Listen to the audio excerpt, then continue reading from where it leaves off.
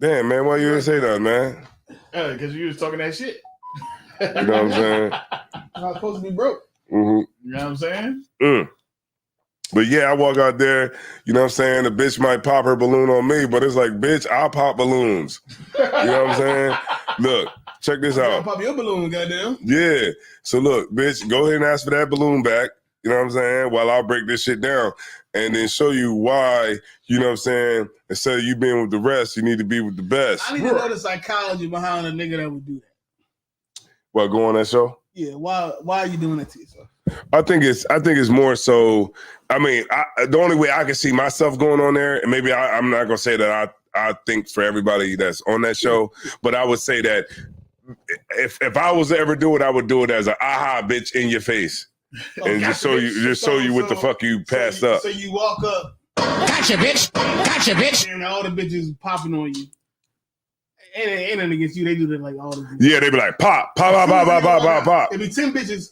And as soon as he walk out, all 7 of them, yeah, and then they be like, say nothing. He just walk up there. And they be like, oh, why did you pop the balloon? The girl be like, oh, because I don't like the way he looked. His shoes, yeah. He ties his shoes a little loose. Yeah, I didn't like the way he did this and that. And the guy be like, well, what do you do? You know, the guy who's hosting. What do you do? I be like, well, I'm a multimillionaire. I own a trucking company. You know, we make about $3 million a year. You know what I'm saying? And then the bitches be like, oh, and then I go down the line. I be like, oh, okay, so you know, sis, that weave ain't working for you. You know what I'm saying? That shit is kind of fucked up. And then your shoes is ran over too. And then those goddamn man, you know, look at that sweater you got on. That shit look crazy as hell. You shouldn't even came out the house with that. Oh, and those fucking those eyelashes, maybe you might want to get them a little bit smaller, and then you might want to, you know, make sure that you get the ones that cost a little bit more bread than the ones you're getting at the fucking, you know, Chinese shop, hair shop. And then, you know, you might want to, you know, fix your face because you got a lot of bumps and shit. You know what I mean? I feel like, goddamn, yeah, what's the big doctor? Dr. Pimple Popper. You need to go to Dr. Pimple Popper. I mean, I know that'll never happen, but in my mind, I feel like that'll be the ultimate get back. That could happen.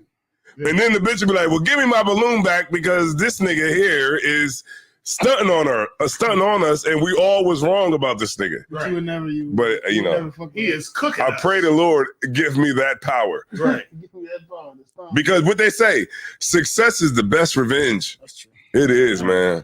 The success is the best revenge, man, that you can ever get on anybody, because success makes people fucking have to eat their fucking words, man. People might think one way about you, but that success that you create for yourself, that success that you have, a motherfucker can't fuck with that shit, man. Right. And that's the biggest revenge, man. That's that in your face moment, man, to these fucking, sorry for my language, but you know, these women out here that think that they the shit when they're not. I don't like those bras with the BBLs and all that kind of crazy shit. That shit that's not even attractive to me. You know what I'm saying? God. I don't know about y'all, but I'm just saying, for me, that shit ain't even all that attractive to me. You know what I'm saying? Like, I guess because I look at it like, okay, it's just like anything else. You know, like it gets old.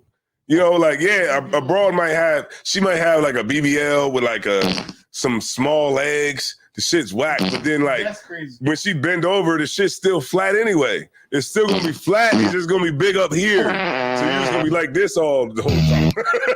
But it's still gonna be flat. Ain't nothing but doo-doo in there. Yeah, nothing but doo-doo in there. It's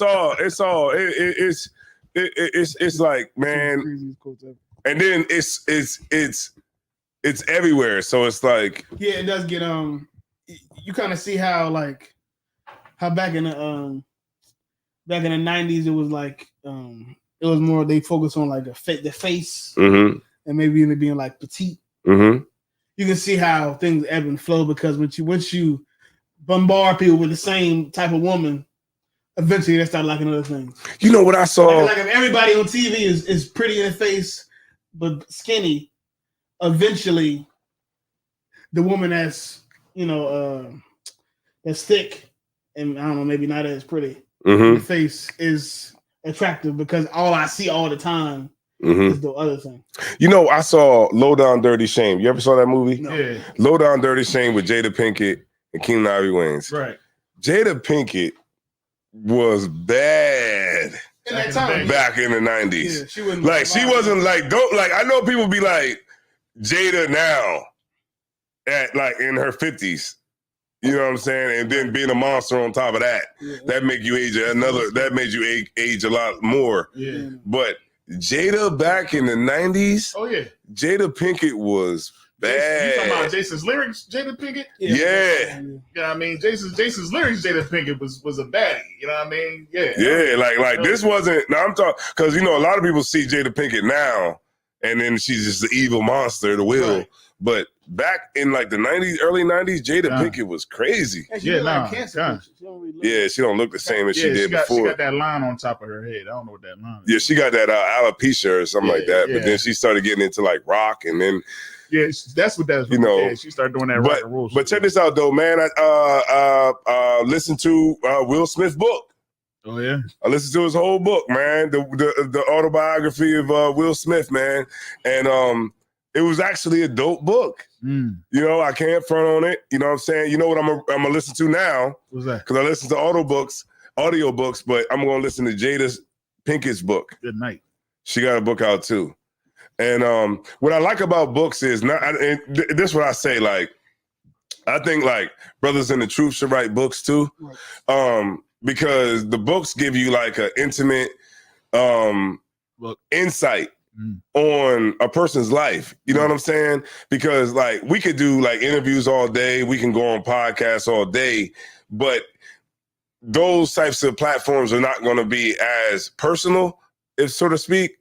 And the books kind of give you especially an autobiography, it kind of gives you a more of an insight into a person, their flaws, their strong points, different things like that. It gives you an intricate detail of what happened. Right, because I read the autobiography of Malcolm X, so I was able to see I am Malcolm X more how Malcolm X was, instead of the stuff that you see on videos and interviews and different things like that. You get to see what it was like for him actually growing up. You know what I'm saying? The things he went through actually growing up. So when I was watching when I was listening to the Will Smith audiobook, I was actually able to listen to the stories he talked about when he was, a kid. You know what I'm saying? When he had his imaginary friend, how he knew that he was a coward a long time ago when he was a kid. You know what I'm saying? And how he envied his brothers, his older brothers and his older sister, because they weren't cowards. And you know what I'm saying? And how later on in life, it caught up to him when he was a rapper and he didn't cuss. And he didn't cuss because his grandmom told him that, he can express himself without cussing. You get my point? Okay. And how his father, you know what I mean, used to whip his mom's ass. Damn. And he felt like a coward because he couldn't protect his mom. Good night. You know what I'm saying? And then as life went on, how he would get compared to Tupac. And he would get compared to, other rappers who were more masculine. Hardcore, and hardcore. And how those things, fucked with him at growing up.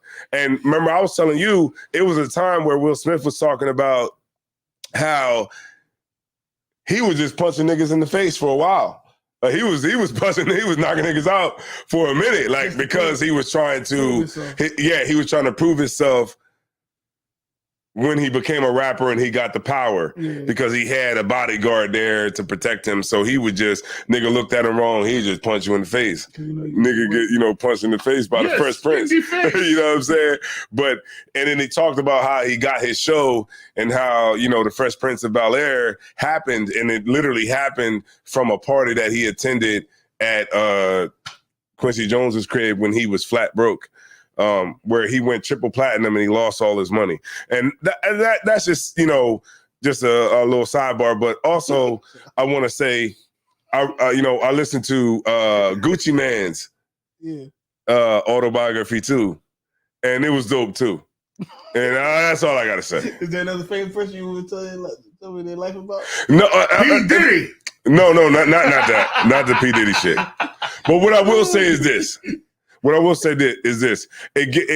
you listen to like people's story, you also see like the jewel in it too. Well, the jewel that you see in it too is like a person who gets on the path, and we all can identify with that too because we all on our own paths too. You know what I'm saying? And it's like even when that adversity comes, that is going to come inevitably come in your path, you got to be able to fight through it.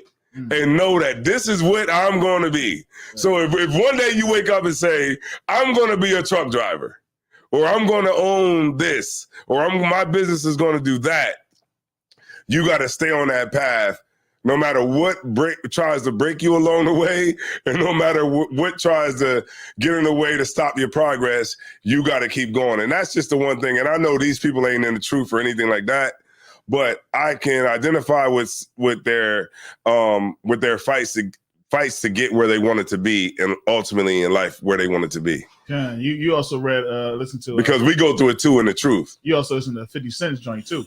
Yeah, that's crazy. Yeah, he was on the joint like, yeah, you know what I'm saying. You gotta take it what you want. You know what I'm saying. You gotta take your bullets with you. You know what I mean? Because look, I can identify with it because all of us that's in the truth, right?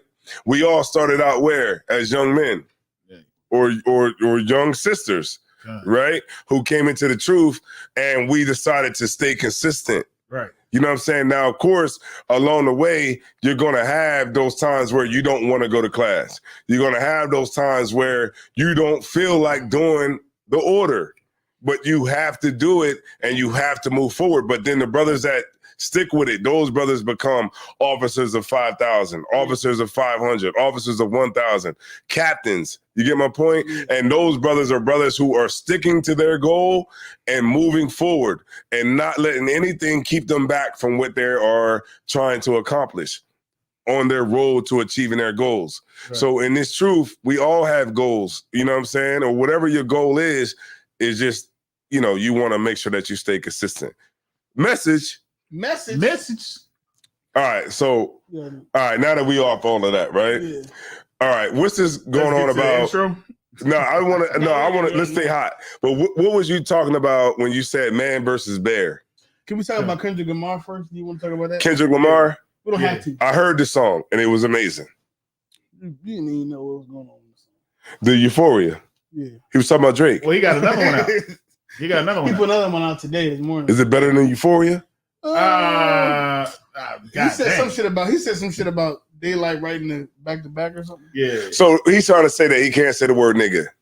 That was what. When you listened to it today and I heard it, I think people kind of dug into that point a little heavier than they had. But I'm just basing it upon what he said and how people hung on to it. Right. It was like the salacious thing that people obviously anything racial. That's all you really heard from the whole thing. Yeah. Anything racial, people are going to hang on to more than anything else. But the way he said it was he said some shit like, "You don't want to." He said some shit like it's not that big of a deal. Just rubbing. He said he said a term. He said a term that was kind of made it seem like a kind of a joke, like kind of like you can say nigga. This is what I took from it. Drake isn't necessarily barred from saying the N-word or nigga. But you can tell in Drake that Drake is trying to prove himself as a black person. And Kendrick Lamar is, for the sake of the battle at least, picking at that. That Drake is somebody who is whose mother is a white woman, who is from Canada, from Toronto, not from somewhere that's, you know, typically black. Definitely not typically rap culture black. Trying to prove himself amongst, you know, the rap culture black. Black rap culture. Right. And it's him saying nigga is like him saying it is almost his way of trying to bond with you. Right. And it's his way of trying to prove himself. Yeah, I got you. It's an old tape. It's a real old tape with Drake when he first started out. I saw that tape. And he was doing an interview and he was talking about somebody and he was like, yeah, so and so, that was my nigger, man. Oh, snap. He said what I just said is what he said. He said, yeah, so and so, that was my nigger, man. Damn. Right. He was like totally disconnected. He was like completely disconnected. He used the hard R in a positive way. Dang. Right. He used the hard R, but in a a good way. Right. Like, So the rap gave him the clout. What Drake had to do over the years is learn how to be like us. How to adapt. Yeah. Like us. He had to learn how to be like the average black person. Yeah. Because he didn't grow up the average black life. Yeah. Probably even for Canadian standards. Yeah. He didn't live the average. Right. He didn't live in black because he was so far removed. Yeah, he didn't live around black people enough. Because that nigga was like, what? Oh, yeah, here right now. What are you here right now? Yeah. You know Drake say nigga now. Hey, with the chop of butter. Yeah. Now Drake say nigga and it makes sense. Right. But you can tell he had a learning period. Right, he did. Yeah, he did. Yeah, definitely. So I think Kendrick, and for the sake of the battle, was masterful. Right. Just pick at the fact that you, at least at one point, weren't accepted by black people. Right. And you always trying to fight to be accepted by black people. And Kendrick always been accepted. Well, damn right. I mean, because he's confident. Right. Never had to fight to be You got the camera on yourself? Kind, if I may. Like when Drake had first came out, right? I was the one in my house that was like, yo, this is dope. You know what I mean? This is John is dope. And my rib was like, that's the dude from Degrassi High. Yeah. You know what I mean? Yeah, are you serious? Like this? Seriously? I'm not listening to his music. Like this is how when he first dropped, she's like, but I was like, yo, this album is actually all right. It got a nice little groove to it. You know what I mean? A little grown man feel. So it's all right. You know what I mean? It's nice and calm, nice and chill. She was like, I'm not about to listen to this boy from Degrassi High in a wheelchair. You know what I mean? And all this other type stuff. It's like she clowned him so much that I stopped listening to him for years.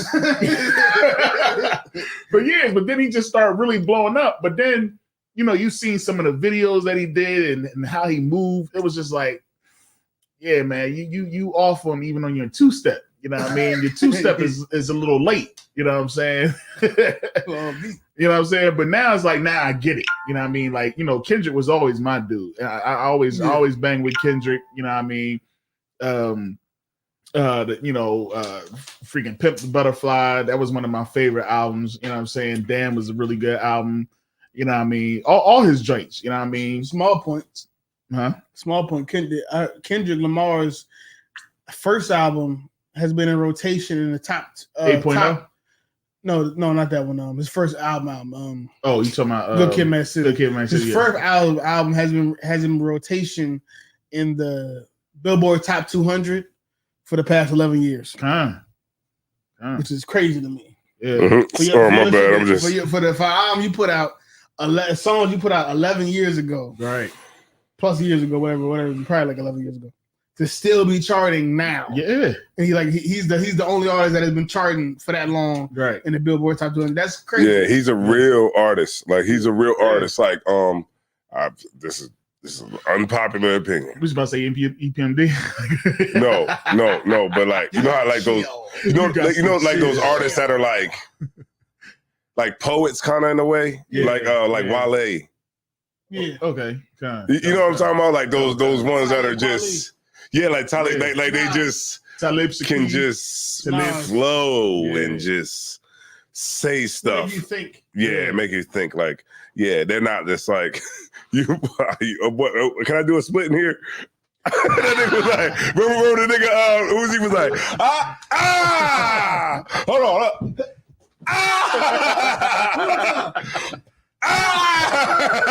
you see Uzi? What the fuck is wrong with that nigga, man? That nigga did 4 splits back to back. That nigga is gay. Gay. That was on some fruity shit. That was gay. He went out the rails recently. I don't Niggas know. That Trey Rags joint when Bobby he is like, yeah, I'm gonna show you what rappers is doing now. And he is like, yeah, go ahead, show me. And then he's like, what is this? Yeah. He's like, what is this you showing me, man? Man, he's trying to show me dudes busting it open, man. That shit is crazy. Like crazy. He be wearing like them crazy hairstyles and everything. Like, yeah, man. Like the stuff be so gay that niggas be like, this is a humiliation ritual. Yeah. Like when niggas start like trying to equate it to the Illuminati or something like that. Right, you going too deep. Like that's all right. Blood rituals, but he doing a lot of humiliating. He been humiliating for years. Mm-hmm. I gotta do it to get that army print Bentley. He humiliated himself every year. Yeah, man. And like the general said, man, on Monday, man, like we just gotta just, stop listening to. He was like, back in the day, right? Entertainers. That was so deep. Yeah, that was deep, right? That was like, that shit blew my mind. Like we said back in the day, you don't know what I'm talking about? Yeah. We said back in the day, like entertainers were like court jesters. Oh yeah, kind of. I did hear that. Slagia. With the shit coming out. Yeah. That was jumping around. They be like, bibbity bobbity goobity, gibbity gobbity boobity bobbity boo. Right. But now this motherfucker telling you who to vote for. Who to vote? That's all a comedian is. Yeah. Right. Court gesture. Yeah, court gesture. Right. All them entertainers is court gestures. You can fast forward back to the 1500s. He just be a motherfucker in the town square like this. Right.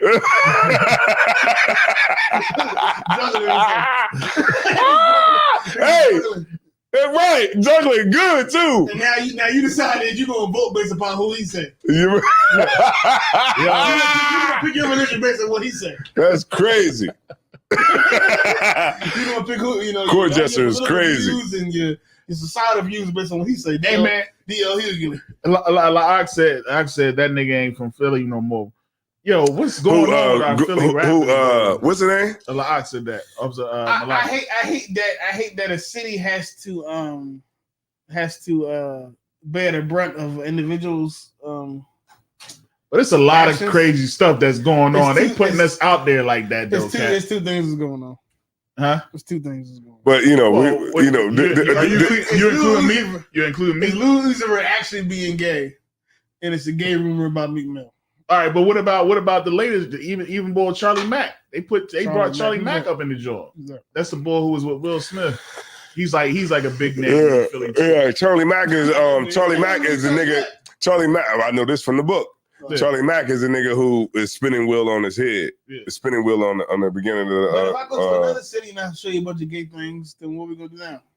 Right, but at this point, like really don't do that shit. What I'm saying is, if I wanted to, I'd go find a bunch of other gay stuff from another city. They even coming at Beanie Siegel. I yeah, man. But that I think a lot of that shit is just bullshit, man. I mean, it is, but damn, motherfuckers call you gay now. Gay? But guess what? Can I give an unpopular opinion? Oh, shit. Who gives a fuck? That's kind of how I feel too. Who gives a fuck? But why? Let me tell you why. Because if you say Lil Uzi Vert is gay, right? If you say he's gay, what the fuck? Does it matter in America today? No, it really don't. It really don't. He's gonna get more fucking publicity. More fans. Right. He's going to get more acceptance from the networks and the fucking sponsors and everybody that could put money in his fucking pocket. Right. So what are you saying? Maybe that might have been a flex that you could say in the 70s or maybe the 60s. But now in fucking 20s, 24s. I'm not sure if it's even changed between time zones. Because I think it's kind of the same shit Prince was. I don't know, y'all tell me. When Prince had his whole ass out, was it like a big deal? Yeah. It was a big deal at the time. Yeah. In fact, even the boy Howard Stern started making jokes about him too. You know what I mean? Like you know what I mean? But yeah, it was like because Prince is crazy. Prince, you know what was crazy? He would do stuff like that, and people would still be confused whether or not he gets. Can I say something? Okay, you told me. I'm gonna bring it back, but that's my point. My point is that the whole gay thing is what I believe. That's my conspiracy theory. I believe niggas ain't really that gay or gay for real, but they know acting gay means I'm going to hear about them. So me hearing about them means I'm going to share their music, not share their music, but share the thing where they was doing the splits. But share the thing where they was acting, those splits was crazy. They was acting gay. Yeah, right. And then somebody who can look past the gay stuff will say, "Oh, I like this song. Oh, I want to go to the concert." So it's basically any publicity is good publicity. Right. I mean, that's always been the case. Some people will feed into the gay thing. Right. I feel like because they know it'll garner attention. Yeah. Right. And you said one of them books you be reading. The laws of power. One of the laws of power says some shit. It might not be the laws of power. One of them seduction or something. The art of seduction. It say that some celebrities. Male celebrities act. Yeah, like women, like they like that male, feminine male type of androgyny. Yeah, because it's like it attracts male and female. Yeah, and it's like it piques your interest. Yeah. Hold on. Right, because because you're wondering, like he said, is he gay? Is right. he straight? And we're saying the same thing about Uzi Vert. Right, yeah. We see the video and we say, well, he is with so and so maybe he's not gay. But he did do the split, so he must be gay. So the controversy of, I know this is a man that allegedly is in a relationship with a woman. Right. But he'll be doing these splits. Right. So that what you said is heavy too, because that makes you have the question. Yeah, questions like it makes you look. So the gay people looking, we're looking, straight people looking. Yeah, straight people are looking. Right. So what's happening? Everybody's looking. Everybody, and that's the point. I feel like that's my conspiracy theory. My conspiracy theory is they want us to think that they may be gay. So we look at him, and looking at him will eventually one way or the other lead. Lil Nas X, he's completely gay. Damn, I think he's gay. He said, "Fuck it, I don't even want to fuck with y'all niggas no more." But at the end of the day, they make it at least doubtful. All these rappers, what they doing is they making it look doubtful. Right. Like, yeah, even crazy to say, but even Lil Uzi Vert, that's like Prince, is making you doubt whether or not how gay he is. Right, real shit. Just enough so you say, I'm gonna look at it, I'm gonna share it, I'm gonna talk about it, and all that translates into He's homosexual. Like Puff. Puff said, "I like it when you scrambling and scraping for shit." Look, what does that mean? When he says that he said, "Look, now I got a theory." He said, "I like it when you scrambling and scraping for shit." What's scrambling and scraping? So all I can think about is like, okay, if you scrambling and scraping, like scraping what? Like like the wall? Like you scrambling and scraping for shit. What does that mean? Puff Diddy, this is what Puff Diddy want. Puff Diddy wants you to not like it just a little bit. God damn. Just a little bit. He want to force you into liking it. I like it when you're scrapping and scraping for shit. God damn. You like a little bit of resistance. Damn. You like a little bit, no. That no. Don't do this to me. That nigga's a... He needs to be stopped. This nigga that say he wants you to scrape and scramble. Hey, he was looking for a lighter. You know what I mean? I want to have consensual sex. He was looking for a lighter. I would like you just lay down. He said, "I like it when you like this." I want fully accepting sex.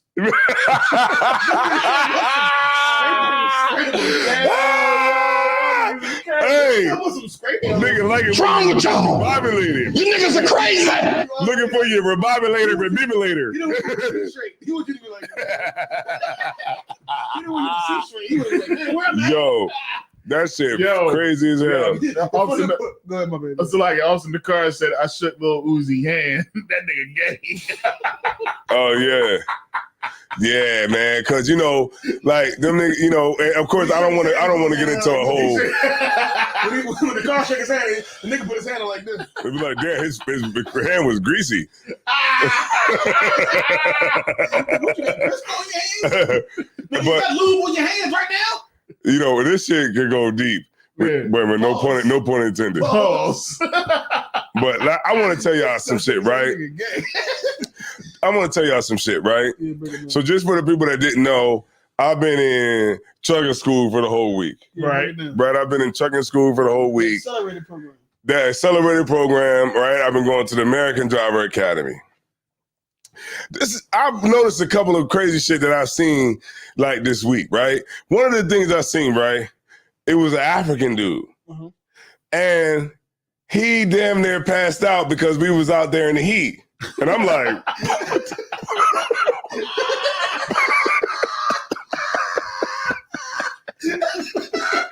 and look, they had to take him out of there and put him on the bus because he was dizzy from the heat. And I'm like, how the fuck are you dizzy from the heat? He was from Africa? Yeah. Damn. How you dizzy from the heat? What part of Africa he from? He from like the east, the heart. Yo, he said East African. How is an African like dizzy from the heat and we out there, we niggas, all the niggas out there, we out there like, yo, you good? I don't know what part of Africa is cold though. Huh? I don't know what part of Africa is cold though. Right, it's hot. You know, maybe he was like He from the mountain. And he got that. He's from Africa because he talks about. He be like, yeah, in America, this, and this, or Americans, this, that, and that. Yeah, Ethiopian. Yeah, like he's like more from Sudan. like Senegal, like that type. Like he's like what's that type of nigga? What's that nigga that be? Huh? No, not Blood Diamond. What's that one nigga? Yeah, kind of like that. And what's the one nigga? I'm the captain now? No, the nigga that sing smack that ass all on the floor. Akon, like that type of nigga. Yeah. He's like one of them type of niggas, like Senegal, you know. But I'm like, how the fuck is an African gonna fall out before African Americans? Malnourished. Maybe he didn't have nothing to eat that day. But I mean, he's built for the sun, right? He black as hell. Brother, my name is Baba R. He didn't eat enough that day or something. He probably wasn't eating or didn't sleep.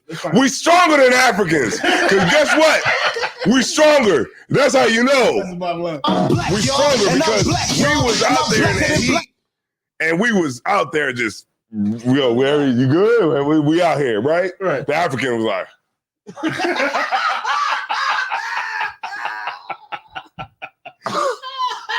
It's like niggas was bringing water over, like, yo, you need some water, man. Nigga, white boys was like this. I said, look at him, look at him, y'all, look at him. He was like this. The white boy was over there like. He probably used to be in the air conditioning. God damn, that's how you know we different, man. Right. We was over here because that's in our blood. Right. To suffer, we've been suffering for 400 years, man. We out there. Even the Mexican was like, hey, man. Even the Mexican was over there with me. The Mexicans was over there with us, the black people, and was like, look at this. We do landscaping all the time. Damn right. They're like, we don't. If it's hot, it don't give a fuck. Right. We got to do this fucking landscaping. We got to cut this fucking grass. Right. I was like, La Raza. They was like, oh. They was like, oh yeah. You know what I'm saying? I'm like, yeah, man. Like. It's a different type of suffering, man, over here, man. Okay. And I don't think Africans can ever understand. Like, we was out there in that 90, whatever the fuck it was, yesterday and the day before, we was out there in that shit, and we suffered gracefully. Right. But in the fucking no shade, nothing. Right. Out there all day. I'm black as hell from that shit. I ain't gonna hold you. You been tan, sir. Yeah, I'm out there black as hell. He must have been outside like a mother, right. Man. The African, he was the first nigga that went down. He went down. Right. But I also want to say this too. Like, you know what's crazy, right? It's another Puerto Rican, right? And he was out there and he was an ex-cop. Mm-hmm. Guess what? He was a cop from Camden, New Jersey. Mm-hmm. And I said, damn, you was the ex-cop? He was like, yeah, you know. Say when he got fired? 3 months ago. Okay. No, he didn't get fired. He actually quit. He left to pursue trucking. Okay. Because guess how much he was getting paid? $65,000 a year. No. Less than he was making $25 an hour. Damn. As a cop. I said, you was a cop in Camden? And I was like, yeah, we used to roll through Camden all the time. I got, some people up there in Camden. $25 an hour? Mm-hmm. He said, that's less than 50. Yeah. That's about 50K. Yeah, he's like, man, I left because, and I tried to. How long was he there? Like the first year? He said he was there for about 2 years, and then he quit. That's about right. He said he remember when he was He said he had to chase a few people. I said, you had to chase a few motherfuckers? Because I was like fucking with him. I was like, damn, you was a cop? Like, damn, what you had to chase motherfuckers through there? I was like, what you brought out your gun on motherfucker? I'm like fucking with him. Yeah. And then he was like, I had to chase a few people, and I said, so you had to like chase people like to catch them with drugs and stuff like that. But I'm like still helping him to understand that shit is just bullshit. I'm like, you was chasing people down for drugs that is never gonna stop any fucking way. Like, right. It's all bullshit at the end of the day. And he was like, yeah, man. He was like, I was getting paid $25 an hour. He was like, I hated it because he was like, I could do trucking and make way double what I was making as a cop. He probably got crazy amounts of overtime. And this motherfucker said that he went to the military. He believed in America. That's I hate when I see. Why do you say he believes in America? Because he's in the military. He went to the military.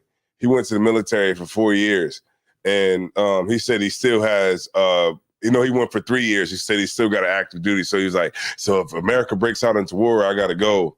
And he's like, he believes in America. So I started like trying to, kick my, Israelite, ISUB gay shit, you know what I'm saying, in the situation. I'm like, man, so I was like, yo, you watch Border Patrol? He was like, yeah, I watch that all the time. I was like, well, like when they confiscate all the drugs and they do this and that, and they load up the room with the drugs, and then I said, and they take the drugs, and they actually the DEA comes down there with like semi trucks, and they fucking take the drugs, and they load it up in these trailers, and then they take it, and then they go and destroy it.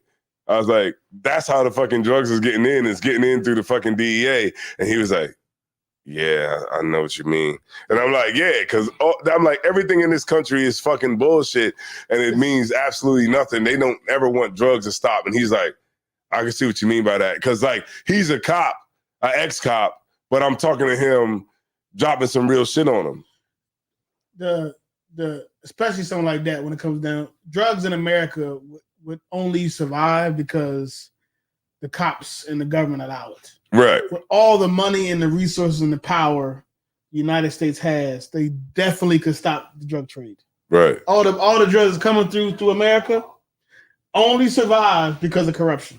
Mm-hmm. Only because somebody says, I want drugs to come in here because I benefit from it. Mm-hmm. Because it's just too much money and resources and power and people and police to where they couldn't stop it.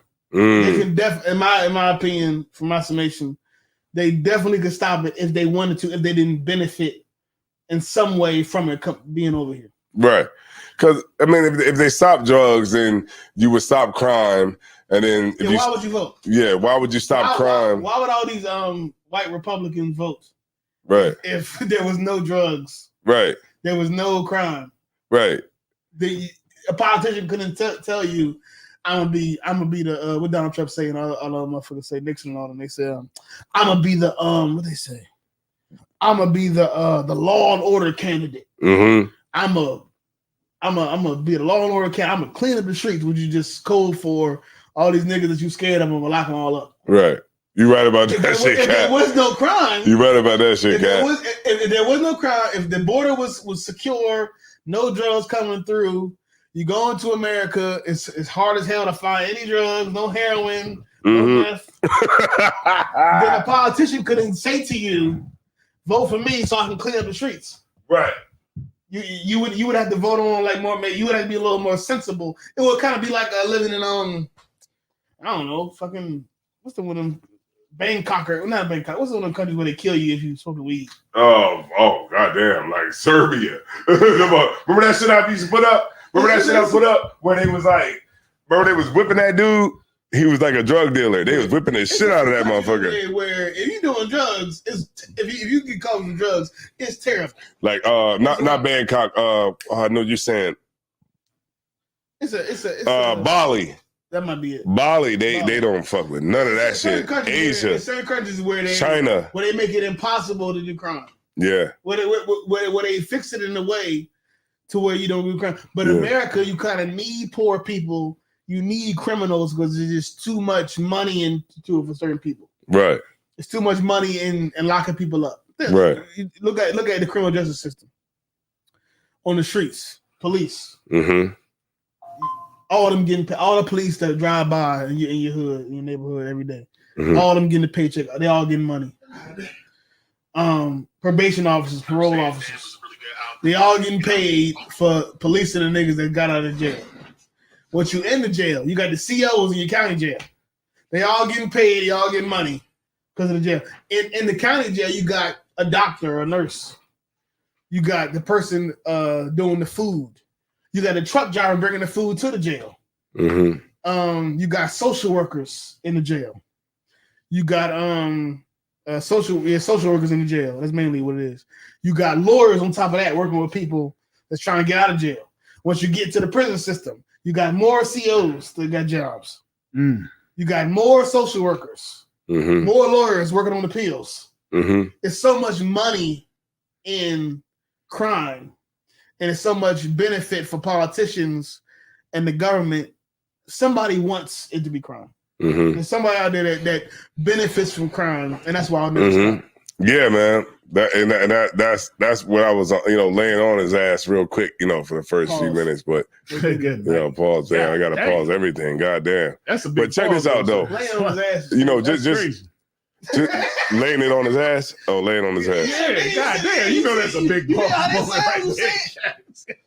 He said, "What? Was he scrambling or scrambling? What's crazy though, right? This is real shit. We live in a time where we gotta it's so gay. It's so gay. Shit is so gay. Shit is so gay that you gotta quantify every statement with no diddy. He said, "Lay it on his ass, man." He said, "Lay it on his ass." That right there is a huge pause moment, man. No, I'm sorry. You don't even need that. And that's because of the time we're living in. I guess. I guess. Right, because look at this stuff that they talked about. They talked about B.I.G. Who? Biggie? Yeah. Oh yeah, he said a bunch of He definitely said some shit. But he said some shit that was objectively. He said some shit. We say because I like him young, fresh and green with no hair in between. You know what I mean? He said, "You look so good." He said, "I love him young, fresh and green with no hair in between." Know what I mean? Yeah. But he's saying there's no middleman. Man, you got to get your stuff on, man. He said, "I love him young, fresh and green." Talking about money. With no hand between, know what I mean? Meaning no middleman in between his money. Oh man, I gotta break this down. That's a pause moment. I don't know if that was sexual. No, that wasn't that. He said, "I love him young." He's talking about money, young, fresh and green. You picked some old with no hand between. Know what I mean? He got two crazy lines. He got the one line. But you look so good. I suck your daddy. Then he got another one. He said he got a friend that'll rape you and throw you off a bridge or something. Yeah. And they had throw him over the bridge. That's crazy. Yeah, that's how it is. My niggas laid out. Throw you off the bridge. Why he gotta rape you too? Yeah, because I guess that was just like a way of because saying he knows Diddy. Yeah, and that's who he was talking about. But I think at that time it was rap was masculine, so you didn't have to quantify it. So you're right about that too, but it was more implied that a person wasn't gay if you was a gangster nigga. Did y'all see the video I posted yesterday where the nigga said where it was Sticky Fingers? He said rap need to go back to where it was when niggas was afraid. He was because the shit was too gay now. I posted it. But check this out. The cat said, oh no, go ahead. Okay, so I want to talk about just real quick, before, just to go on so we can go on or whatever. But I want to talk about bear soon. We'll get into that bear shit. The bear? Yeah, next. I want to talk about if you see me fighting a bear in the woods, help the bear. You know what's crazy, right? Now I will say this, and I talk to y'all, privately about this shit, but all the time. But I think that, the whole CDL school shit, it's a little bit hard or whatever, but it's not really shit because, I think that Black people should do it. You know what I'm saying? I got Cap to help me to understand, I got trapped into all that fucking YouTube shit too, but you could do this without a CDL. But it's man, why would you do that? But put you on the right path, though. It puts you on the right path, but go ahead. If I may, I seen a video. A brother was talking about. He was I did the box truck and I'm doing all these deliveries. It was $430 for this one delivery. It was $3 and some odd cents per mile.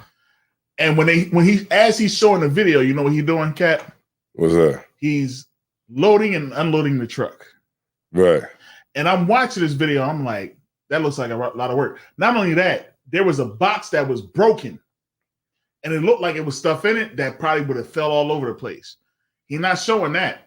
You know what I put in the comments? What you need to do is go to F That Job Trucking and watch this brother, because he's telling the truth on all the other stuff that go. Because there was some people that was in the comments that was like, yeah, that ain't a lot of money. You know what I'm saying? But I was like, yeah, not only that, this brother is doing all the labor himself. It's not talking about the amount of time that he takes to have to deliver that joint, how he has to drive, the stipulations on all that.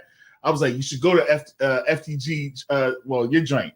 You know what I mean? Go to his page. He tells all the truth behind everything that goes along with this. Let me tell you something. Because I'm tired of seeing people, they want to show all the good stuff about it. And then you got people that's on there be like, oh, y'all just hating on a brother. You know what I mean? It's a good idea. Yeah, I understand. But talk about all the stuff that goes along with it, because you got people that's going to give up on their full positions and jump into this, and they're going to be stressed to freak out.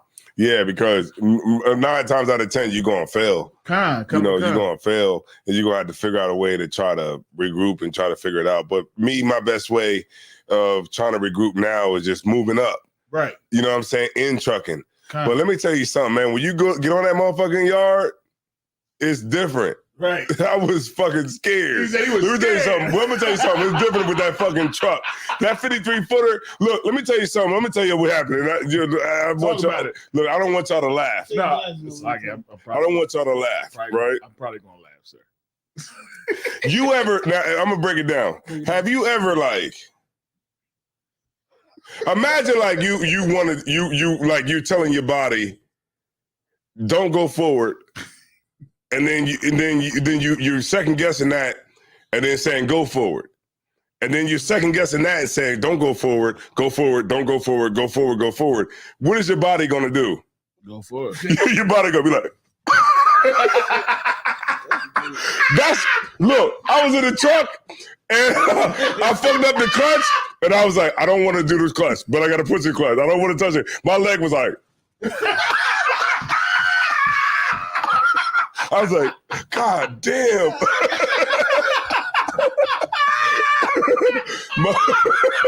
I didn't think that could happen, because my leg was like. I was like, oh shit. I had to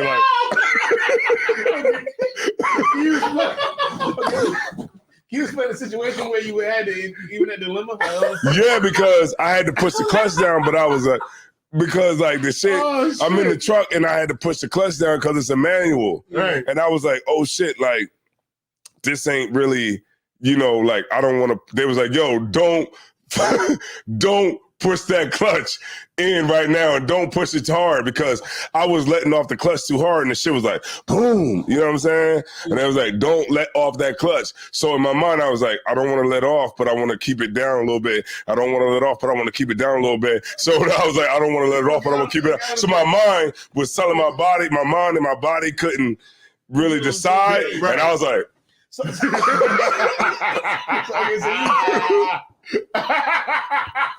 you would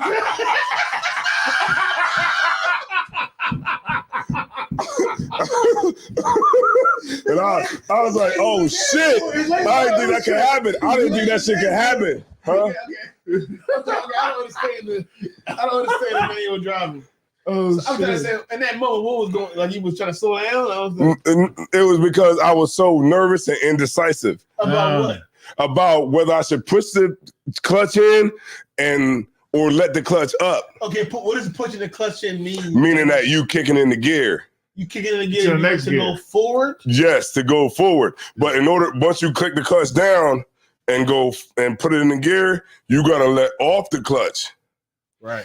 For it to move. Right. But if you let the clutch up too high, too fast, it'll go boom, boom, boom. You're gonna burn the clutch out. So you knew you wanted to keep going forward. I knew I wanted to keep going forward, and I wanted to keep it smooth because I had everybody watching me. Okay, I get it. So you want to keep going forward, but you wanted to go forward smoothly. Right. So you had to take your foot off the clutch. Right. At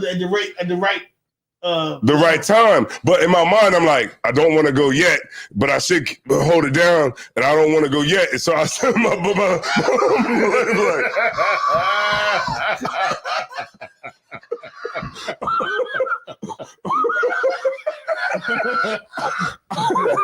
Hey, so also Malak is a lot of Phillies on this joint. So I know. Hey, Malak in there. I know he knows. Hey, Malak in there. Hey, Malak in. Hey, look, call in, Malak in. Call in. Pick me up. 467-8837. No, he didn't comment, but I know he went through the joint. You know what I'm saying? Hey, Malaga, So call me, man. I know he can definitely comment on this subject. Hey, call me, Malaga, 302-467-8837. Damn right. Hit me up. Yeah. Nah, he's still on there. Oh, he on there So I'm gonna drop a couple bombs, man, because we got a couple people in the building, man. You know what I mean? But- Officer Locke in the building. You know what I'm saying? let me tell you something, man, about that Officer shit. the car in the building. Parataza in the building. It ain't no joke. I'm trying to tell you, like, you know, you getting in that motherfucking truck, you know what I'm saying? You gonna get it. Like, you can't be afraid of it. You gotta hit it on. And I'm trying to tell you, like, I was so scared of that shit. Yeah. I was like, this is not like a box truck. Right. This is like on a whole nother level. Oh, so like, and you said you thought you had an advantage. Right, because I was like, oh yeah, I've been riding around. And I kind of went in there with like the big shot attitude. Like, oh yeah, I got a box truck and I'm a big shot. You know, because I've been driving around the country for fucking 7 months in a box truck. That don't mean shit to that fucking 53-footer. Because the trailer is 2 of those fucking boxes of a box truck. It's 2 of them put together, and that bitch go like this. You know what I'm saying? So how'd you do? You said you had to do a pre-trip inspection. Yeah, and then hold on. So like you even said that you had to do it straight forward. Yeah, and then straight backwards. Yeah, how did that? Well, straight forward and straight back. That shit ain't no fucking easy task because they got it on the fucking test. You got to keep that bitch straight all the way front and all the way back straight. These motherfuckers want to see if you can go down an alleyway and then come out the alleyway. Damn. That shit is not easy.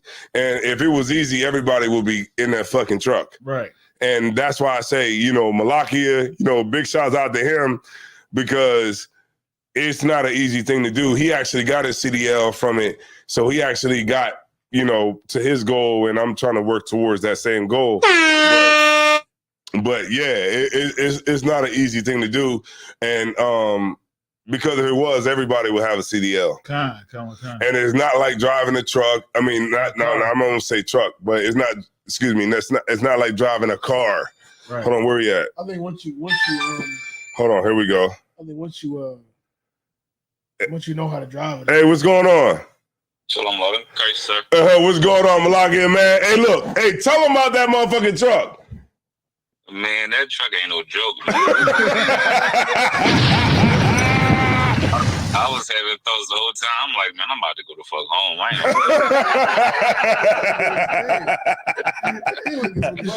Hey, but Malakia is stuck with that shit though. Yeah, that's right. He's stuck with that shit. And you did that front line. You did the front line backing and all that shit. Yeah, when you just backing it up. Yeah. Like it sounds simple to just back the truck up. Like in the straight line, it sounds so simple, but that trailer really got a mind of his own, and it'll start twisting and turning, and you trying to chase it, and the truck start jerking back and forth, and you looking like a fool out there. How far you gotta back it up? 100 feet. Yeah, 100 feet, man. That was the longest 100 feet ever. Hey, and look, you gotta offset that bitch and offset backwards. Yeah. You gotta go up, turn out, and then go up, and then bring that bitch back and put it back in the box. Oh shit! It's like you parallel parking it. What you say? Like you parallel parking it. Parallel park that big. Yeah, trying to parallel park that bitch. Hey, Salakia, if I may, you didn't do the accelerated joint. You did the full joint though, right? Yeah, I did the full 6 months. Ooh wee. So they gave us more than enough time because I seen brothers out there. They took about like 9 months though. Ooh. Hey, Malaga, we got 3 more weeks left. We got to learn to drive a fucking 10-speed manual in fucking 2 weeks. They trying to do y'all dirty out there.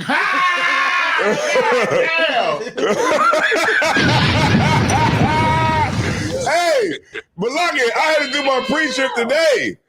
Oh shit! We learned about this shit Monday. They told us that they gave us a big ass packet. It was like, this shit we testing y'all niggas on Friday. And I did the pre-trip. I was going to school every day so that I can get the shit done, you know, get a little earlier on it or whatever. I was going to the school and opening up the fucking the trunk and, you know, the hood or whatever, just to kind of go through and do the right side of the truck, the left side, the back, the trailer and all that shit, and the brake test and all that. Oh, that should take about like 30 minutes a day. Yeah, man. So, you know, the water, Malak, man. You know what I'm saying? Look, like, let them know about the song that you got out. I'm talking loud as hell. That's right. I'm talking loud as shit. That's that Crown Royale. Hey, look, man, I'm dropping a song soon on Tribe Vibes. It's called "Look Around You," man. Stay tuned. It's coming out. You know what, man? I fuck Shit like that. Shit like that. Shit like that. I fuck with Lock shit, the shit that he said, the house shoes. I know niggas is off of that now, but I fuck with the house shoes. That's that work, man. We was in our bag with that song. So okay, just as a sidebar, so how everything going with like you know, like your trucking so far? Well, I get my first load tomorrow. I'm in Carlisle, PA, and I'm taking it up to Massachusetts. So damn. You know, I might go to Snyder too. Oh yeah, that's a good place to get your foot in the door for real. Yeah, but I don't want to like drive over the road with like no fucking dude because like, you know, if they the trainer, they gonna get the bottom bunk and I gotta get on the top. Fuck that. I'm not getting on the top bunk. But like, fuck that. I'm too tall for that shit. Like, I'm even too tall for a fucking semi truck. I'm too tall for that shit. They might be an exception for you. Yeah. So they had you with a trainer for like 5 days, but after that you can go by yourself. You can go local. You can be home daily. It's really up to you. Yeah, I gotta do local lock, man. I can't be out on the road too long. You know what I'm saying? Unless I'm going out, you know, like I'm team driving with a female. He'd be out there all year, all day. like, bitch, look, there's gonna be one king in this fucking house. I mean, truck. She gonna be like, after 3 weeks, hey, after 6 months, she gonna be like, come. Hey, we're like, look, bitch, look, it's gonna be one king in this motherfucker. What? Bitch, it's gonna be one motherfucking king in my motherfucking house. I mean, truck. Oh man, you gotta just bring the yams with you. Yeah, right. You gotta bring the yams with you. And there's companies that let you bring your cat and your dog. Yeah. Oh shit. Comfort animal. Yeah, comfort animal. But yeah, I appreciate you, Lock, man. You know, I just want to put these brothers in the shape. You know what I mean? Let them know, man, what it's like. You know what I'm saying? Driving that 53-footer. But let me tell you something. When that motherfucker told me to push that clutch down, and my body was trying to like not fuck up, my legs started shaking uncontrollably. And I'm like, how the fuck is my leg gonna shake uncontrollably like this when I'm supposed to be doing something? And I realized it's because I was just so undecisive and I was so nervous that it just took over. Yeah, that's a big ass truck, man. It's really intimidating at times. Yeah, man. So yeah, man. Hopefully, man, y'all can learn something from what we talked about just now in this little segment right here. Right. You know what I'm saying? If you try to get in the truck, make sure you hit up Lock, man, or you can hit me up and I can tell you how bad it is. But you know what I'm saying? In the meantime, man, in between grinds, man, y'all stay tuned for what ISUBK got coming, man, with this whole trucking shit, man. Shit like that. Shit like that. No sound Christ, sir. All right, no sweat. Hey, appreciate you, sir. Appreciate you. The water. All right. So look, yeah, that was dope to hear. You know what I mean? Because like you hear about how, you know what I mean, he went through the whole 6 months and the type of pressure that he had to deal with, and you going through the accelerated class. You know what I'm saying? And how much pressure that you gonna have to deal with. So you know what I mean? It's a lot of work. You know what I mean? But it's gonna be some good payoff in the end. You know what I mean? Once y'all putting all that in. But it seems like either way, whether you taking it the full 6 or if you're doing it the short, it's still going to be a lot of pressure. It's a lot of intensity involved. You know what I mean? To get through that whole thing. You know what I mean? Mm-hmm. And it's not easy, but you know what I mean, whether you're gonna go through it, you know what I mean, if however long it's gonna take, you gotta go through those certain pressures. Right. That's right, man. That's what I'm talking about, man. Everybody in here doing some shit. Yeah, we got right. Cap about to be a fucking Johnny Cochran. He about to get niggas off like murder cases. Hey, that did it. Right. That's some crazy shit. Damn right. Damn right. Hey, yo, OJ did it. Yeah. I don't know OJ did it, though. You don't think OJ did it. I don't know. I Well, don't know. His blood was everywhere. His blood? Yeah, I watched the Made in America shit. I didn't see that joint, OJ's blood. but Yeah, like they Nah. had his blood if I may, in like 3 different places if I may, I think, because the gloves didn't fit. I think- But he had the glove. The gloves were already wrinkled from the blood and shit. if I may, And then he put I don't see how his blood was. he put plastic gloves on before he tried the gloves on. I got you. Well, what about the blood? Nah, man, Furman did it. Who fuck is Furman? The cop. He did the murder? I think he did it. But he planted the glove. Here's why I think. But he how did would it. they have known that if he was supposed to be? He was. Remember they brought that out in Let me the say- shit. all right. I'm gonna say this. Ain't nobody else been saying this, but we've been thinking it. We definitely been thinking it. He came to O.J. Simpson and Nicole's house before, Right. right? When everybody was alive? Yeah, when everybody was alive, right? Nicole Simpson, he came to in her rescue because OJ was flipping out on her. He came to the house, right? When he came to the crib, when he first got there, Nicole was saying, he's about to kill me. He's beating me, blah, blah, blah. When he got there, she was like, it's all good. Furman was like, you sure? Yeah. Because he wanted to get OJ. She was like, I'm good. He was mad. It was to the point to where she even made him feel like a fool. Like she was taking OJ's side at a certain point. Right. This man hated black people. Where I got you on Not that. only that, he hated black people, white women that were dating black men. You're right. Not Right. only that, he also hated gay people. So why did they have his blood? Well, here's the thing, and this is just my theory. When he left that day, he was just so peeved, and there's stuff that's in his record, some of the things that he's done in the past. Even the reason why the reason why the case fell through.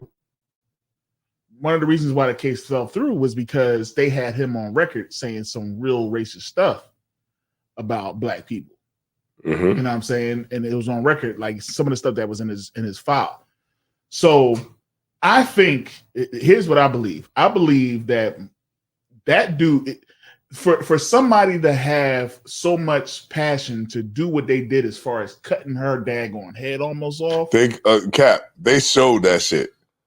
They showed how she looked. I'm trying to look And you know me and Cap, we watch documentaries Yeah. like crazy. Like they showed her fucking head. Yo, you know what I That mean? shit was cut almost the fuck off. That dude had a lot of passion in killing her. And the reason why is because he hated the fact that she loved the black man. So you think that it was him? I think it was him. Okay. The reason the prosecution's DNA test results in the Simpson case indicated that O.J. Simpson's blood was found on a rear gate at the murder scene. Yeah, I think he planted that. And then Nicole Brown Simpson's blood was found on rocks taken by police.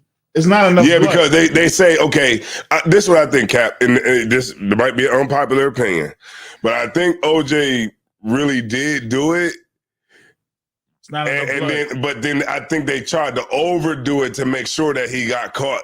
It's not enough And that's blood. what fucked them up, because like they was like they said it was blood here on this fence, but then when they actually took the picture, it didn't have no blood on it. But then when they took the picture later, it had blood there. You get my point? I think that the cop and the stuff, the whole thing with him, where he was saying that he would plant evidence. Mm-hmm. He definitely did. He said, "I will plant evidence on I think he said a black man or something. Yeah. He said, "I will plant evidence on a black man just so he can get locked up." Basically. Yeah. Right. I think that issue, for better or for worse, sold enough doubt in the jury, right? To make them doubt everything after that. But you know what the biggest shit was, though? Whether or not he actually planted OJ's blood, or whether or not they was lying not about enough blood. But what was the biggest shit, though? Not enough blood. You know, though. But the biggest shit was they said they shouldn't have did it was when the prosecution, which was a black man, who was the head of the prosecution, they fucking he told OJ to try the gloves on. That's what cast doubt in the jury because they had OJ, they had him convicted, but they was like, don't do it. They told him that his whole prosecution team said, don't tell him to put the gloves on because the gloves are soaked. They've been sitting for a long time. They're fucking shrinked because of the pure time that they just been blood soaked. And those gloves, Nicole had a fucking receipt for the fucking gloves that she bought for OJ. You get my point? Let me say something. Like they say, is it the shoes? The shoes is what actually got him to lose the civil case. Right. But those shoes, he had those shoes that he said he didn't have. That's what I'm saying. That's what caused him to lose a civil case. Then he wrote a book that said, if I would have did it, I would have did it like this. Is that too? But in my opinion, like, all right. I think he did it. He just got away with it. There's some, but you know what? There's still a lot of stuff weighing to the Bull Furman, though. You know what I'm saying? I think the cops. It's a lot of stuff. He was first on the scene. He was the one to find the glove. It was a lot of stuff. It's a lot of stuff. And then on top of that, this dude is confessing that he has in the past framed niggas. But because you told me about that documentary, I watched it, and that shit was a great fucking documentary because it was. There's another one. There's not only it's other documentaries. There's movies. Some of the even some of the little low key movies. Cap, you gotta watch it though. It's on Netflix right now. They show some other. Huh? I watched the movie. No, not the. You gotta watch that. You gotta watch that because it shows when, like, because I was like, okay, even at my age, I didn't know all I knew about OJ as I know now. Right. OJ was that nigga. He was a running back that could get the ball and run that bitch back to the other side. OJ was that dude. And he could jump over niggas, move to the side. He like 300 yards, 200 yards in games. Yeah, that nigga was. He had a average like now. Understand his college career. He was crazy. Was way crazier than his NFL career.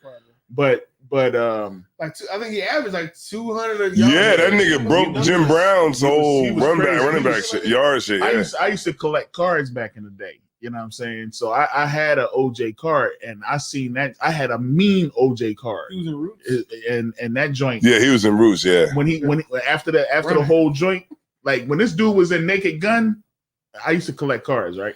Yeah. When he's in Naked Gun, that card was going up. Yo, if you had that card right now, I had nothing. Nope. If you had that shit right now, it dropped. It's not worth. I had a OJ Simpson Buffalo Bills card, like one of his years that he actually put the most yards in. That joint went up when he was in Naked Gun. After the murder joint, shot down. It probably went up now. But I traded to one of my homies for Barry Sanders holographic. But you know what I mean, this is back when I used to, you know what I mean. But you know that the OJ joint, them cards shot down after. Now I'm pretty sure after the second thing that he did with getting his after dying. I did go up after he died. Yeah. Like OJ was that dude, man. He was like on the field. He was past black. He wasn't black. He was OJ. Yeah, that's what he said. Oh, you saw that joint? Yeah, right? he was past black. He was like Michael Jackson. Yeah, like Michael Jackson is not black. He's just Michael Jackson. Like OJ was like they wanted OJ so bad to like represent the struggle. The struggle, yeah. You know what I'm saying? Because black people were struggling so much at that time. Muhammad Ali. Yeah, Muhammad Ali. They wanted OJ to just say anything about what was going on with black people. And he would not say nothing because he went to an all-white school. Yep. He dated white women. Yep. This motherfucker was around all white men, all his friends. Like even when he went to trial for the murder, when they went into his house, the nigga had all white pictures of white people. No. Remember, they changed it. Yeah, they changed it. Johnny Cochran is a genius. Johnny Cochran went in his crib with his legal team and changed all the pictures from white to black because this nigga was white. Yeah, he was straight up white. Like OJ was a white man. Yeah, he was. He was a fucking white man. This nigga fucked he fucked white women. Yeah. He hung around white men. Yeah. And that was just him. You know what I mean? And that shows so much about who we are as a people that we didn't care. We knew who OJ was, bro. We knew OJ didn't give a damn about us. Mm-hmm. But this was an opportunity to say, well, here is a man that definitely shunned his own people to be like y'all. And y'all gonna do this to this type of person? That means, damn, we ain't got no chance in hell. Check this out, Cat. When the OJ Simpson trial verdict came out, I was in school that day. That. The teacher rolled that fucking TV in the room. She rolled the TV in the room. She put that motherfucker and turned it on. And we as kids watched the fucking OJ Simpson verdict. I was in like maybe 11th, 12th grade. Maybe no, not that high. Not that high. I was in high school though. We was young, man. That shit came out in that shit came out in the early 90s, man. That shit came out in the 90s. Like 92, 93. How was that? Yeah. Yeah, I was at like 9th, 10th grade. How they Nah, nigga, how could you be in 9th and 10th grade in 93? I'm 46, sir. God damn, this nigga be lying about his fucking age. Didn't this nigga say he was 42 or some shit? 43? 46 something. I already said I was older, you know what I mean? No, I remember. I'd never forget it, man. Like we was in the classroom. They just the same thing they did with you. They rolled the joint out, and we actually the crazy part. All right, so I went to Martin Luther King High School. Well, he might have been past me. Yeah, I went to Martin Luther King High School, man, in Philadelphia. And I'm gonna tell you, man. Listen, man, we had a blackout. 1995. 1995. Good night. I was a junior. 95. The murder trial was in 95. Yeah, I graduated. In right. 96. So. If 95, he's probably like 10th grade, 9th grade, probably. Yeah, 81 to 91 is 10. 95 I'd have been 14. Oh, so like 9th grade. Yeah, 9th grade. Yeah. So I was a junior, but I remember when they rolled that joint out, and I never forget. We actually had a blackout that day. Yeah, that exact day. but we were like, celebrating. That's my point. We were all celebrating as kids. We were celebrating when he won. Everything went out. Okay, so and all of a sudden you just heard the cheers. They ain't had no curriculum or nothing. They had like none of this. No, that shit was so big at the time because it was coming right off the heels of like the Latasha Harlan shit, where and the Rodney King shit. It was right. Remember Latasha Harlan was the little girl that got killed by the Moabite motherfucker when she was in the store getting orange juice. Said she sold the orange juice and the fucking Moabite pulled out the gun and shot her in the fucking head. Right. That shit was crazy. That was crazy. And the heathen got off. She got off. The Asian chick shot this chick in the back. And the crazy part was the girl she turned around and was walking out, and she shot her in the back of the head. In the back of the head. And the girl was an A student. Yeah. Like she was like a good fucking student. And she didn't steal the shit. And she got off. She didn't steal nothing. The girl, the heathen, the Moabite perceived that she was stealing something, but she didn't. And the girl was. What state? It was in California. Cali. Yeah. And so it was in Cali, right? Yeah. And then the Rodney King shit happened. It was in Cali. Yeah. All the cops got off. Okay, so I see. So at that time, the OJ Simpson trial wasn't just. It was like a. It was a sign of like the racial. It was so you gonna let this dude like it's like damn, we not getting nothing. The OJ Simpson verdict, it kind of built on top of all the social justice issues, and racial issues that was going on at the time. Right. If I may, so like it to the point where we knew who OJ was, right? We knew the type of dude that he was, but we didn't care. It was just like he was black. We need a shot. We need somebody to win. Somebody to win. So they was even if it's OJ. I think most black people believe, even at that time, you can correct me if I'm wrong, but I feel like even at that time, most people thought he did it, but him getting off meant at the very least, hey, you always did it, and you got off. And he had a black jury because they had to have it downtown. At the very least, we get treated like white people. Yes, which means it's payback. When you don't do it, when you do it, you get off. Right. Let us get off and do it. Let us get off. Yeah. So a lot of those black jurors, they acquitted him because he was black. Well, I believe so. Well, if you watch the documentary though, it was one woman that really was like trying to be on a straight and narrow. You know what I mean? Yeah, but some of them was. I got with you on that, but some of them was like. But it was the Mark Furman. It was the whole Mark Furman. Like, it was like, I'm black. I think the cop sowed enough doubt to even if you thought he probably did it, that sowed enough doubt in your mind to say, well, yeah, because they brought him out as a racist. Yeah. He was a racist. But it was easy to do. Can I really say beyond a reasonable doubt that he did this murder when the head police, when they broke that shit, but Azab War, you can't tell me. Like, how could I? Azab, you can't tell me when that motherfucker broke that shit down. His theory of what happened. John Cochran. Yeah, that shit wasn't motherfucking on point. Because he was like, OJ came to the door. Yeah, she came out. OJ grabbed her, fucking slit her throat. The fucking dude, Mark Furman, came out. OJ hit him. Boom. Grabbed him. Hit him in the neck. Boom, boom, boom. And then when he turned around, OJ, he couldn't run nowhere because it was like the gate. It was the gate. Like the gate was like there. So the nigga, like, it was they called it a death box. Yeah. And then OJ hit him in the side. Boom, boom, boom. And then the nigga fell. OJ went and after he killed everybody, he ran to the back and got in the Bronco. That's why they found blood on the Bronco. Pause. When I watched this documentary, Cochran was saying it was self-defense.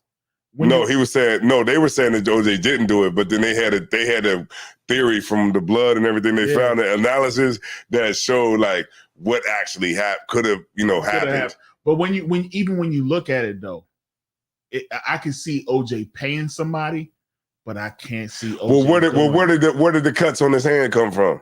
He already said it. He said he broke it. It was the glass in Chicago, right? In Chicago. But then there was another cop who said that he heard. Well, it was OJ's friend who said that he heard OJ say it was from a glass. Then he said it was from this. But he said I knew that OJ did it, so I didn't. Even saying that's not enough for me because many people will be like. Listen, man, I'm just gonna say I'm gonna sell you something different. That don't mean he actually. Cap. That's a coincidence, though, Cap. Nah, man. When you let's go OJ only in America. Because it's a coincidence if two people are stabbed up and butchered, right? And then when the cops find you, you got a big ass cut on your hand. It wasn't that big. One on your finger. It wasn't that big. Let me show you what the cut looked like on his finger. When the cops arrested him, he had a cut on his finger. You know what that cut looks like to me? That cut looks like he might have been in the vicinity. Made in America? Yeah. What it looks, you know what that cut looks like to me? That cut looks like he might have been in the vicinity, but he still didn't do it. He might have known who did it. He might, you know what I mean? Somebody, you know what I mean? He might have had something to do with it, but he ain't do it. So I mean, like physically, he ain't like he might have been like, Wait! I gotta get in the truck. Look, that's what they took. What's the name? They took him in. He had a cut on him. He had a cut on his fucking finger. God damn! I believe OJ was like, wait! Oh, y'all starting right now? Shit, I gotta get in the truck. This from the '90s. You know what I'm saying? I can see something like that. Like, God damn, they start right now. I gotta hurry up and get in the truck. Yeah, and he cut himself closing the gate. When they arrested him, they took a picture of his finger because they're like, "Where you get that cut from on your finger?" He like, "Oh yeah, I got it from. I cut myself on some glass in Chicago." Nah, you know how he cut his finger? I'm gonna tell you how he cut his finger. He cut his finger running away from them while they was killing them, and he probably was in a haste and slammed his finger in the door while he was getting in the car. I can see something like that. They found blood on a goddamn Bronco. I cannot see OJ. You a lawyer. It was blood on the Bronco too? Yes. There was blood inside the Bronco. He did that shit. Here's the thing. It still can be planted. God damn. Okay, you right. That's my point. My point is that even if everything sounds like that he probably did it, when you bring in the cop it sows enough doubt to make you say, did he plant it? Because look, did he actually get cut? I don't fucking know. Listen to this, Cat. Yeah. When you look at the pictures, with the amount of cuts that was done to her and Ronald Goldman, it was so much blood that you telling me that there was only a speckle in the Bronco? Okay, so none of their blood was in the Bronco. It's only his blood. A very small amount. Only his blood was with in the Bronco. amount of blood it was so much blood from Nicole because none of their blood was in the Bronco. It was a speckle of their blood. Yeah. Okay. Yeah, in that Bronco. Well, like I said, if you take the cop out of it, then they would have convicted him. Yeah. It was just a horrible witness on the prosecution side. You add that cop in there, yeah, add all the social shit that's going on in everybody's brain today. It makes you say, I can't really convict him because it's. And Cap. How can I? And they tell jurors this too. They tell them you got to convict him beyond a reasonable doubt. But Cap, there's no other explanation. Nothing else can be possible other than he did it. But about this, about law shit, and it was just all it was just a horrible play on the prosecution's part by putting him on the stand without actually knowing his full background. Yeah, Furman. So that was their witness. They put Furman. Yeah, the prosecution put him up there, and that's why the shit fell apart. OJ really did do it, but he just the shit fell apart because they attacked not Furman of what the actual shit that he really did at the scene. They attacked his past.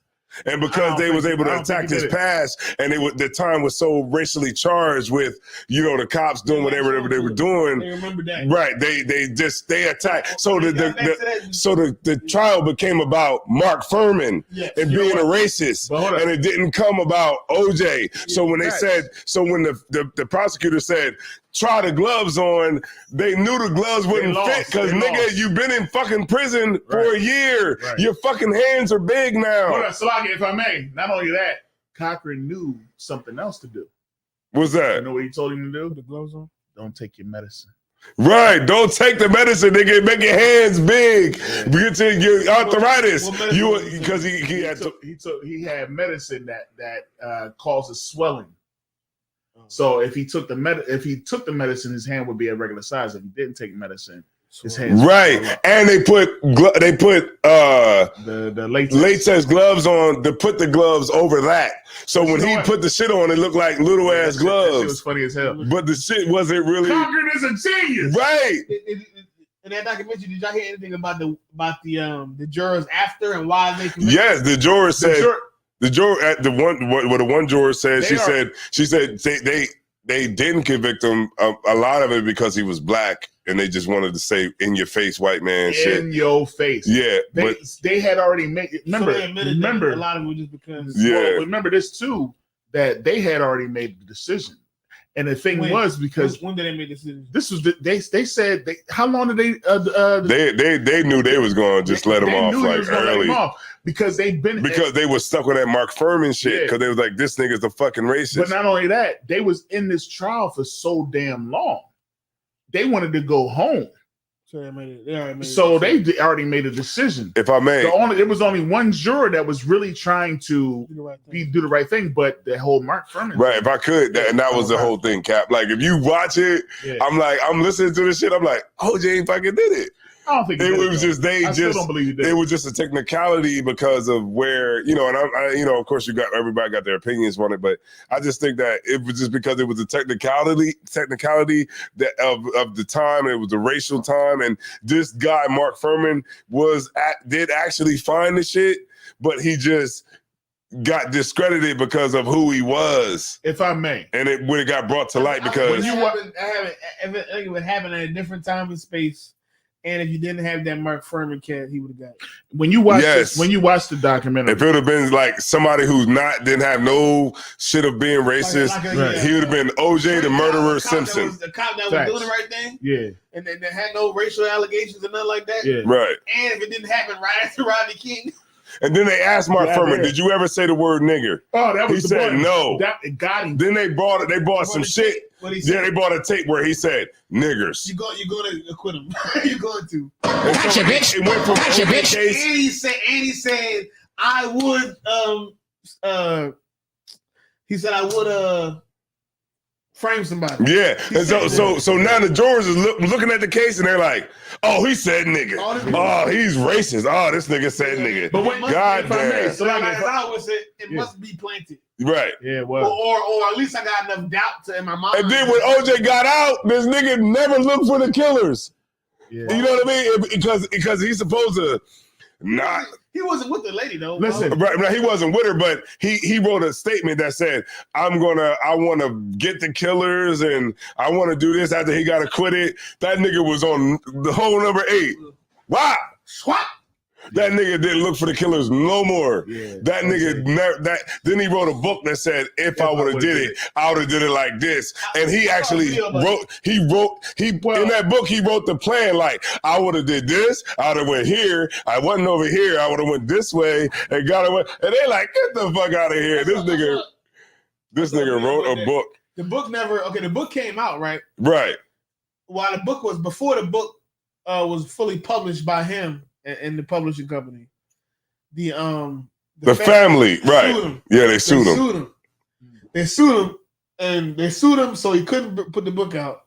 But something happened where they was able to work it out. They put if little, and then they said I did it. They worked something out. They worked something out where the family would get all the proceeds, and the family was able to control how the book looked. And it said, when you look at the book, it says I did it. Look real close at the corner of the eye. Well, that's because the family of Ronald Goldman. Yeah, they was the ones who was like they changed the whole narrative on how it came out. They had to. It was some legal shit where they had to. They had to keep the book the same way it was. Right, but the fact of the matter, like they wanted to make it look like. He is saying like he's confessing. And I'm black, man. OJ did that shit. He just had enough money and power and legal team to fucking get off. And the whole shit was a technicality. Everything got Salakia, if I may. But I'm saying everything got off because of a technicality, man. Because the cracker who was the lead investigator was racist. I get that, but so like I don't know, it's just a lot. Because they remember. I'm gonna cut you off. I'm gonna let you have it. But remember, they said, how would Mark Furman know that OJ was going to be taken off at the time he did, going to Chicago? How would they even know all of this kind of stuff? Like, there's no way that he could have knew that OJ wasn't going to be there, and like, how can you plant something where you don't know the person is going to be there? You know what I mean? He didn't know OJ had a car driver come and pick him up to take him to go to a golfing event that was in Chicago. So he already had plans. He had an alibi, everything. How could a cop go there and plant a glove and say, hey, this is OJ's glove, not knowing where he was going to be at or anything? Wasn't he the first person on the scene or something like that? Yeah, he was the first person there. Well, that part. It don't take much time. That's actually. But I'm saying, how could you say a person did something and not know that this person? Like, say if I try to set you up for a crime, right? I'm gonna know that you're gonna be here to get set up. But how am I gonna set you up if you at the Passover? I'm like, so a killing happened here, we kill somebody, and we put the gloves here, and we're like, okay. Now we gotta set that Captain Ariel is gonna get locked up for this murder. But you at the fucking Passover. All you gotta do is nobody knew that. All you gotta do is arrest me, don't you? No, but nobody knew that OJ already was going to be gone. That's why they're saying that it was like it was false information. I mean I don't know. I don't know if the Furman cat knew. I don't know if he killed the lady. No, that's what I'm saying. No, we don't know. But they're saying OJ came over that motherfucker and she came to the door and started saying, what the fuck you doing here? Blah, blah, blah. Get the fuck out of here. And OJ, because at that time, y'all got to remember, OJ was paying palimony. He was paying alimony. He was paying because remember she was getting thousands of dollars for food, thousands of dollars for fucking what's that, alimony, where you pay for a woman that you was married to.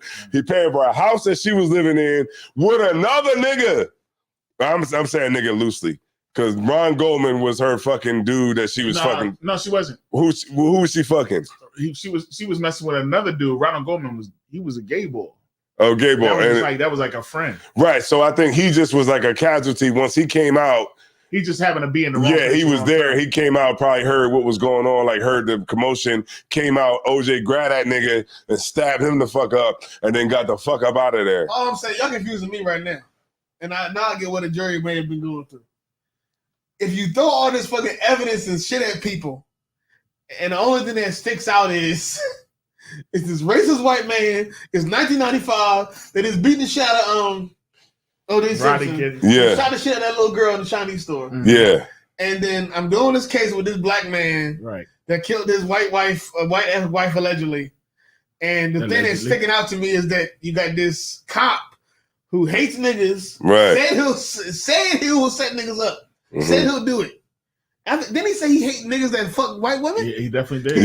He said he did. Yeah. All that is you throwing a bunch of shit at me, and when it not comes only down that, to it, only certain shit is gonna stick out. Salakia, sir, and not only that, I feel like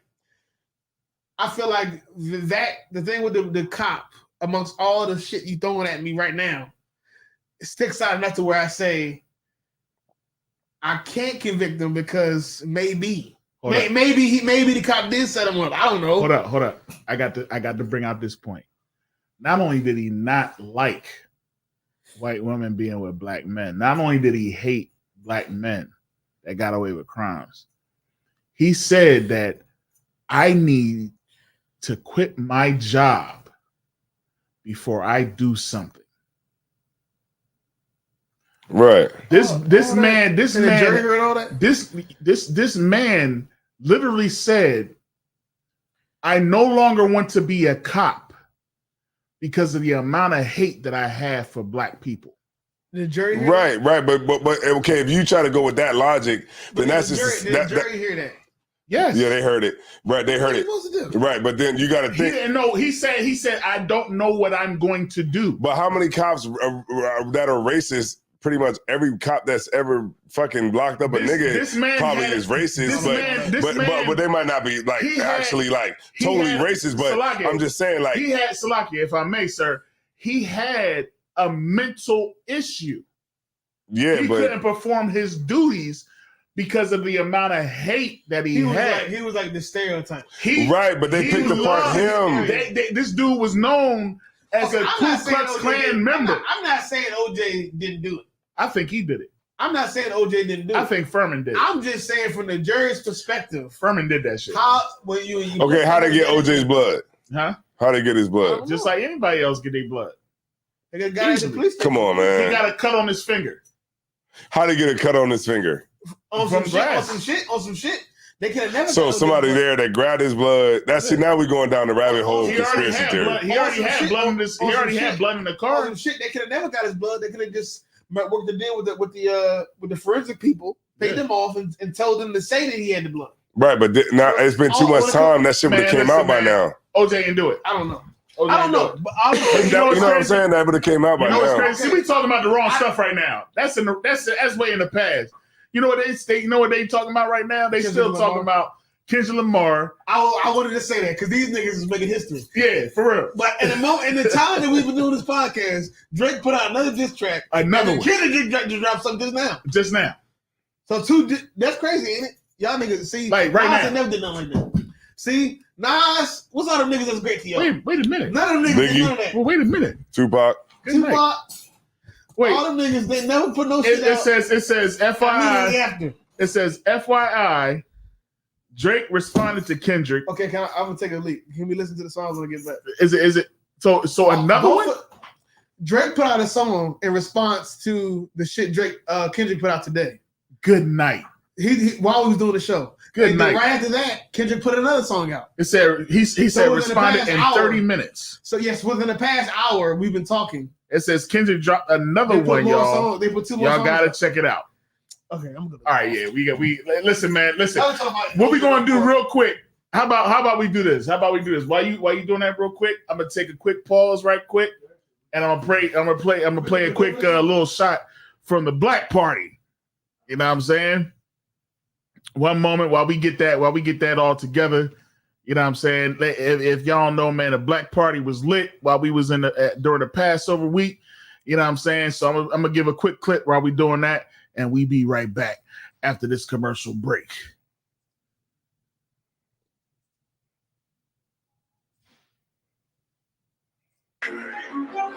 Wild West.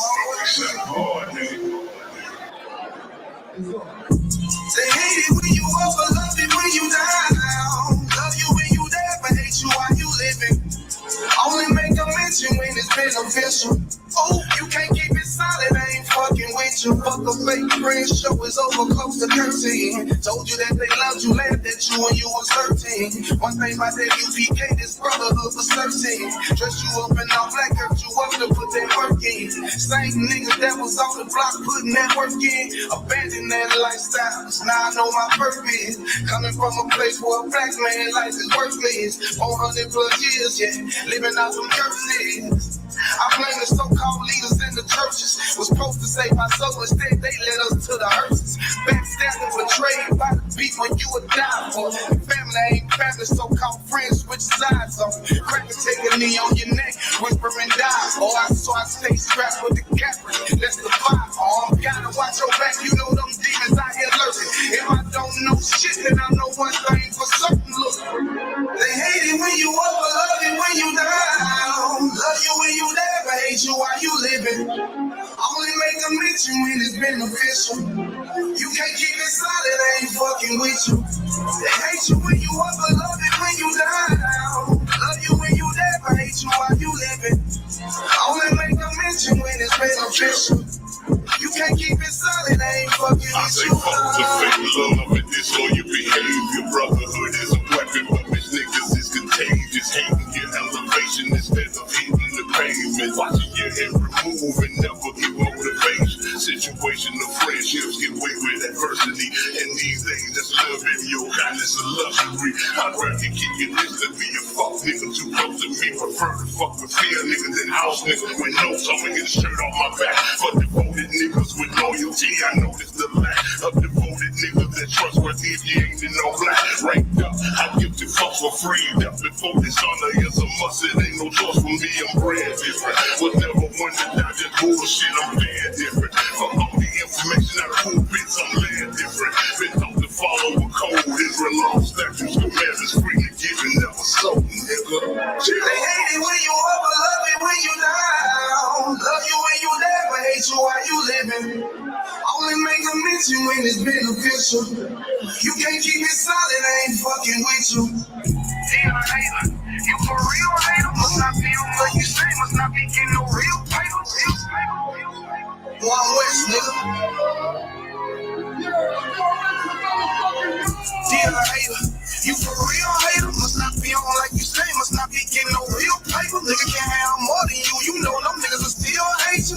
Those are characteristics in a pussy nigga nigga. Talk that shit behind my back, but be on mute when it's a face. Smiling at my face, but you can't hide all that hatred. I'm two-sided, you a snake. I see that shit a mile away. Man, I'm born, I'm not sorry, bring that shit on UPK. Pussy ass nigga, you a pussy ass nigga. Oh, you confused, you like pussy ass nigga. This ain't drag racing when you got that drag with you. I'm a bad kid, I pull up with you bad bitches. Masculinity be the reason she into me. She say she loving all that big priest energy. Don't remember me when I step in the facility. I'm screaming ass, you be can't fuck the enemy. Oh, hey, this that one West shit right here. Like I ain't got the bitch on me, you trippin' homie, that bitch right here. Brown liquor, don't strip that clip. Call the bitch and let this shit clip. I ain't even fuck around, homie, put the crown on me, yeah, this my year. Yeah, and I do this shit with my niggas who sign it. I ain't reciprocal, you ain't acknowledge you ain't in this troop and you ain't in this body, cause bitch you want body. We see it coming cause we really promise. Oh, want your body but you didn't stop it. A hard head make it stop fast, I guess that's why you sold your soft man. Hood nigga that can outplay bougie bitches who talking about class. Soon as you count a motherfucker, they be like, why you talking to me like that? Valuable lesson, before you judge up with each other reflection. Real love is the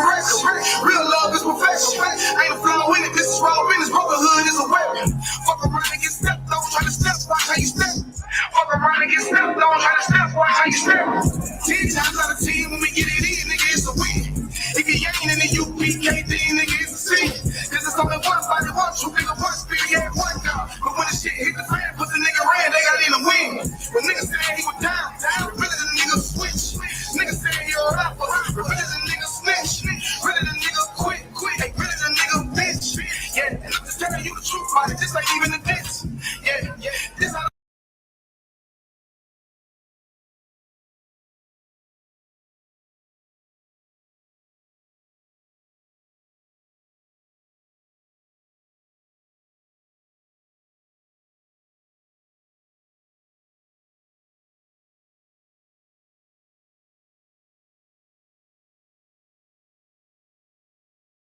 either of them can say about each other. Because they're both millionaires. Yeah, there's nothing either one of them can say about each other, right, that is likely to make them go back to Compton. Right, but I see what you're saying. You more so like looking at it like just the competition, the friendly competition. Yeah, I'm looking at it like just the entertainment of it and the competition of it. Yeah. Like LeBron James just he got kicked out of the playoffs first round. He's not gonna. He's not going back to Akron. I heard his son is supposed to be. He said wherever his son goes, he's gonna play. That's the plan. But like my point is, these people are already nothing in the grand scheme of life. Nothing really detrimental is going to happen. Yeah. Because look at Nas. I'm not Nas. Look at Jay-Z. Yeah. Nas beat him in a rap battle allegedly. Yeah. Y'all agree? Yeah, he did. Ether was crazy. And Jay-Z went on ahead and became a billionaire. Jay-Z. At the end of the day, everybody gonna be okay more than likely. He looked like Basquiat. A gay painter. At the end of the day, they all gonna be straight, but it's just good for the entertainment value. He looked like Basquiat.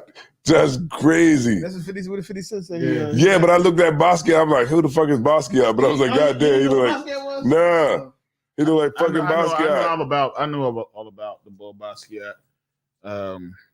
You know what I mean? But yeah, he definitely looking to portray. He was a gay painter. Drake said that he was a fake revolutionary. Who? Basquiat? Oh, I'm about to say. He's saying that he was? Kendrick. He said he said Fame was a fake revolutionary. So Drake is black. He just got a white. Yeah, Drake is definitely black. That's probably the only thing with the diss I ain't really. Damn. Okay, for the sake of the battle, I understand why you would say something like that. But Drake is black. He can say nigga. We already accepted Drake saying nigga. I don't know why we gotta act like now. Kendrick said something about now we gotta act like, oh, he can. We all knew. We all accepted Drake. And I don't know why the public just do not want Fat Joe saying it either. Yeah, now you know who can say already accepted for sure. Niggas already expected mixed black people, quote unquote. I'm gonna say that for the colloquial. Mm-hmm. Mixed black people. Take offense. Dominicans and Puerto Ricans. And on the West Coast, Mexicans. Mm. And I think in Texas, Mexicans could already say nigga. It's really no controversy. They call us mayates. It's really no controversy on the streets for real. But every now and again, a couple niggas that's super, super Afrocentric trying to be mad about it. But nobody really gives a fuck because those groups of people are obviously so tied to black culture and so tied to, you know, what we would call Jewites. Well, you know who I don't want to hear say it no more. Who? The boy Michael Blackson. He's like, you bitch ass nigga. I don't want to hear him saying nigga no more. I don't want to hear you saying nigga no more. Yeah, but at this point, Michael Blackson is black. Nah, man, that nigga African. Well, I'm just saying, in America, he was in the beginning. Like he accepted our culture. He's just as black as fucking. He's just as black as fucking. What did Michael Blackson do? What does he do? What did he do that was wrong? Nothing. But look, he's just always been. But now he's like really accepting his I'm gonna culture. fuck him up, Cap. He's really. But then he's just as black as fucking Gilly. Gilly the Kid. What is Gilly say nigga this and nigga that. Gilly's from fucking Eritrea. Oh shoot! So is what's the bull? The rapper that died. Nipsey Hussle. The marathon. Yeah, he's from Eritrea too. Yeah. That's a country in East Africa. That's over by Ethiopia. Yeah, right next to, they broke yeah, off that's what we should do. We should start a joint that says I don't want to hear you say nigga no more, and then show pictures of like Bob Marley. Yeah, but that'll never fly because to people, That's too much to because okay, the general public don't know about that. They don't know about that. That's all right. So they look at Gilly as Controversy. Gilly from the hood in Philly. Gilly man. definitely looks like one of them too, man. That the way his head is shaped. Yeah, he looks like he's not. He has a, the eyes too. Yeah. Yeah. Another ass nigga. Like this. Like stop saying nigga. Nigga, you can't say nigga. Stupid ass nigga. Yeah, so it is what it is, man. You know what I'm saying? Like, it is what it is, man. Some shit you just can't. God, just let Some shit you gotta like. It's better just to talk about it later when this was pretty good, Cat. It's a whole case in there. You can take it home. I ain't taking it home. Wow. But you know what? I haven't had a cold Heineken in a long time. Y'all want to talk about the Bears? Yes, let's go into this bear. It's a viral topic, so maybe. Oh, so we're not going to go into. Did anybody listen to it? The first song is 7 minutes long. So 7 minutes by Drake. The Drake song. I didn't look up the. Yeah, 20 writers. Hey, listen, man. Anybody, y'all could definitely comment. Some people in here? No, everybody asleep? Nah, people still up. We still got a lot of people in the daggone chat. Like who? 8? Nah, it's about 30. 30? Yeah. Word? Con. So, like, my thing is, listen, man, if y'all listen to the daggone side, I see we got a lot of comments in here. You know what I mean? Malakia, you know what I mean? What do you say? What Malakia say? Drop some bombs. Is that recalled? Who is that? Mr. Afro. Where you at? On YouTube? Yeah, they on YouTube. We got some folks on hey, Nakashawan in the building. Let me drop a bomb one time for Nakashawan. Hey, that rhymes. I'm gonna drop a bomb one time for Nakashawan. You know what I mean? But yeah, hey, listen, he said Kendrick cooking this dude. Damn right. You know what I'm saying? Shalom letting Christ. You know what I'm saying? So yeah. Y'all can drop a couple bars. OJ killed that bitch. Y'all can definitely drop a couple bars in the chat. You know what I mean? We'll definitely read them off. You know what I mean? We live on the show right now. It ain't about what you did. It's about what you can prove. Yeah, damn right. That's true. Damn right. You know what I mean? And we can't prove shit. OJ ain't do it, man. They say beyond a reasonable doubt. Right. Beyond a reasonable doubt is like 99.9% sure. He most definitely, there's no other reasonable explanation. Right. OJ took it to the grave, man. Saying shit like. He took it to the grave, man. But if I can, as soon as he won, they got him in civil court. Yeah, they got him in civil court. They did get him. And then once they got him in civil court, and then once they caught him on some other shit, they caught him trying to get his own shit that his manager was stealing. You know why they got him on the civil court though? Because that dude was puffed up. What? OJ was puffed up. Right. You know what? Too? He was like, I got away with the big joint. You know what I mean? Listen, I don't care. And look, what y'all talking about. And the civil court is a lower standard of Right, but you don't have to have they broke that down too in the documentary. You don't have to have that kind of evidence. Yeah. You just gotta if you got enough evidence to show we know it's you. Yeah. Regardless of all the shit you all the lawyers and shit you got. But we know that it's you. It's enough evidence to say we know it's you. You can lose. In civil court is by the preponderance of evidence. Yeah. Which is like, it's a 51% chance you did it. Right. But never mind all that, man.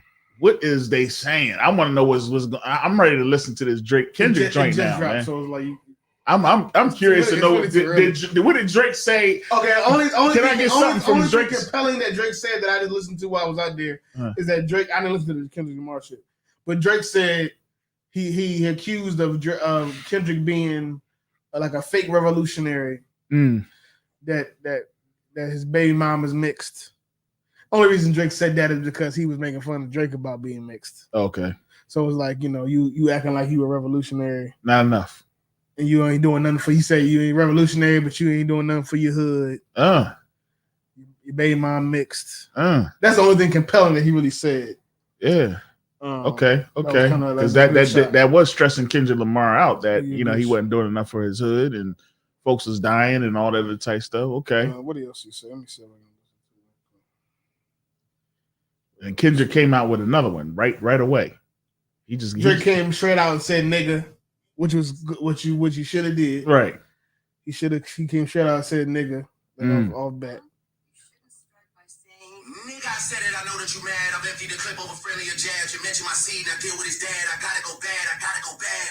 That was hot. Okay. To start off saying nigga. Okay. When the bigger controversy is whether or not Drake can say nigga. Right. That's what he should have did. Yeah.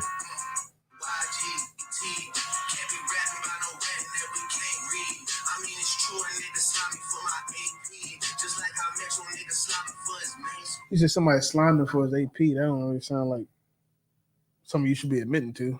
Hoobity hop. Somebody stole his AP watch. Just that new hoobity hop.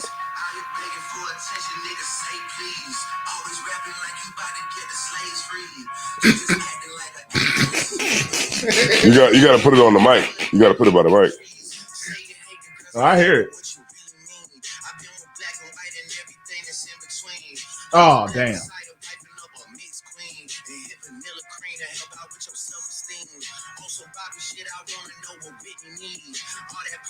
He said he hit vanilla cream to help with his self-esteem. Right. Then he doing some cocaine. Or being with white women. Huh? Being with white women. He gone. He said. He's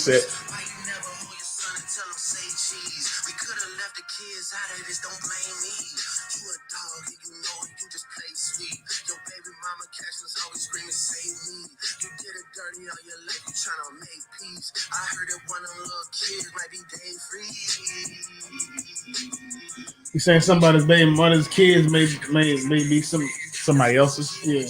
I don't know who Dave Freeze is, but Not enough, bro. he said a couple things that That's what Sexy Red be singing. competitive. That was Drake's song. Yeah.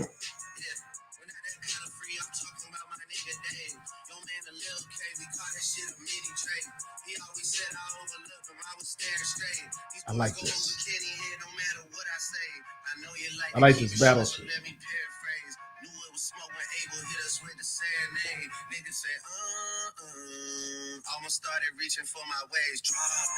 What? Not bad. I would have to listen to the joint and analyze it a little bit more, but it seems like he's just trying to stay. It's competitive. Yeah. It's not like That shit whack. I'm sorry. I'm sorry, man. You're getting cooked right now. Bro. That shit not better than either. It ain't better than Euphoria.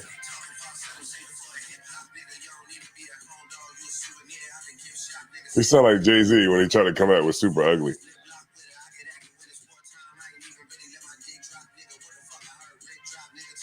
So the whole like when he came back with Super Ugly, what I used to always think about was how he tried to say, you know what I mean?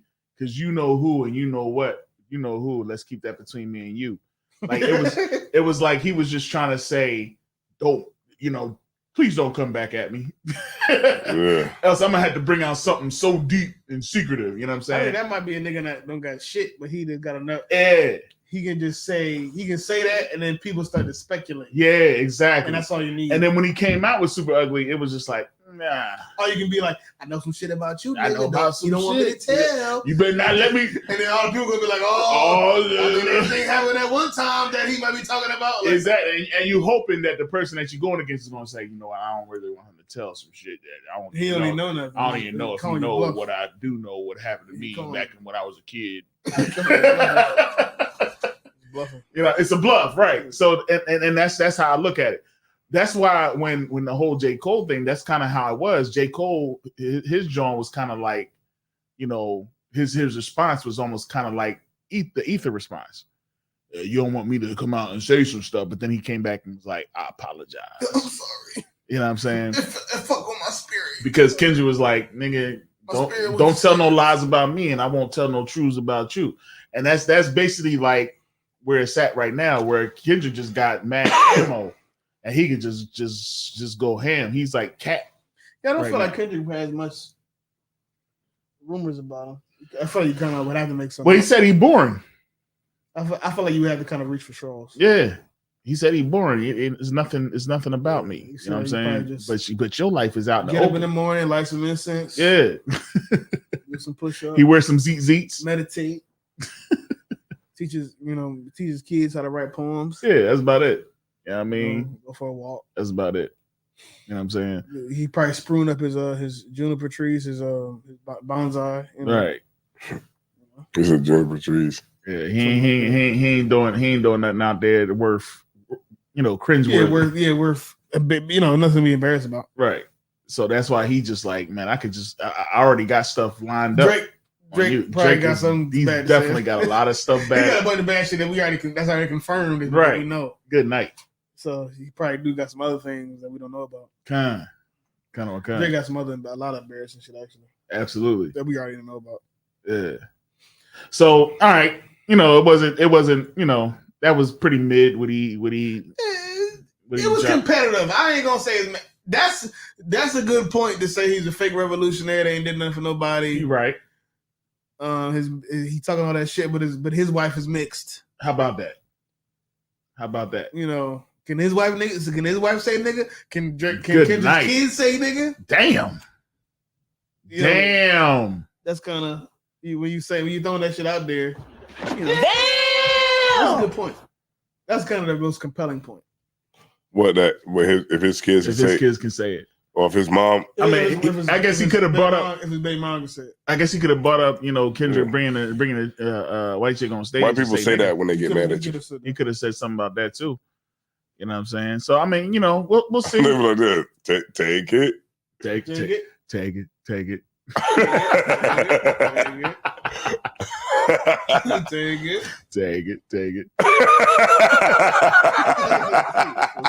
Yo, that shit crazy. So, check this out, right? So the whole another thing that's been blowing up on the internet, other than the whole Kendrick. Yes. No, go ahead. Take it. That's been blowing on the internet is. Yeah, you crazy. No, go ahead. Another thing that's been blowing up on the internet right now is, and it shouldn't, but if we was to ask a question, if your spouse or child, if you don't say you don't have a spouse, and you had your daughter, Kat, I'm gonna say your daughter, right, was lost in the wilderness. All right. Would you rather her be stuck out there with a man or a bear? I'd rather be stuck with a man. You rather be stuck with a man? Yeah. Easy, right? Right. Kat?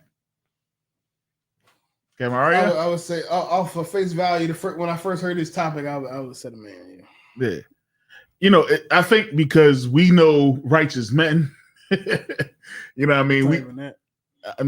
For me personally, it's not even that. Just straight up. It's just reality of life. And same here. I would say man, right? I would say a man, because even if, all right, when I think about it, right, I was thinking about this, like when I heard this morning, right, I was like, all right, so a man could be like, all right, I'm in these woods too, but I know how to get out of these woods. You know what I'm saying? So I'm gonna help you get out of these woods.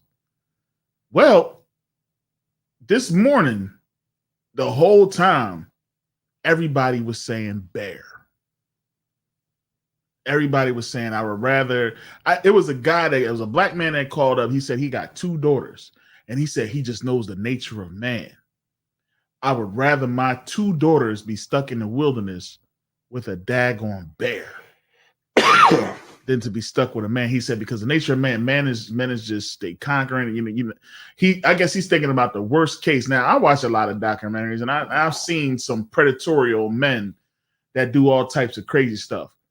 But my mind just didn't go to directly. I mean, bears is freaking bears. They're unpredictable, man. A bear is looking like a bear is territorial. A bear gonna bite your spine. Yeah, and then it's gonna crush your spinal cord. You won't be able to move. You're still gonna be alive though, right? Like you're gonna be on your back. you're gonna be on your stomach. I'm sorry, right? And then he gonna chomp down your back, right? And it's gonna crush your back, right? And you're not gonna be able to move, right? But he's still gonna tear your back out. Tear you from living. He's gonna tear your back out, and then his nose gonna pop out your head. Like he gonna eat you all the way up, and his nose gonna pop out here as he eating you. That's crazy. and then he gonna put his claws in your face, Right. and the claw gonna pop in your eye, and it's gonna be all the way back here. It's gonna be all the way back here, and then he gonna bite your head. This is what happens.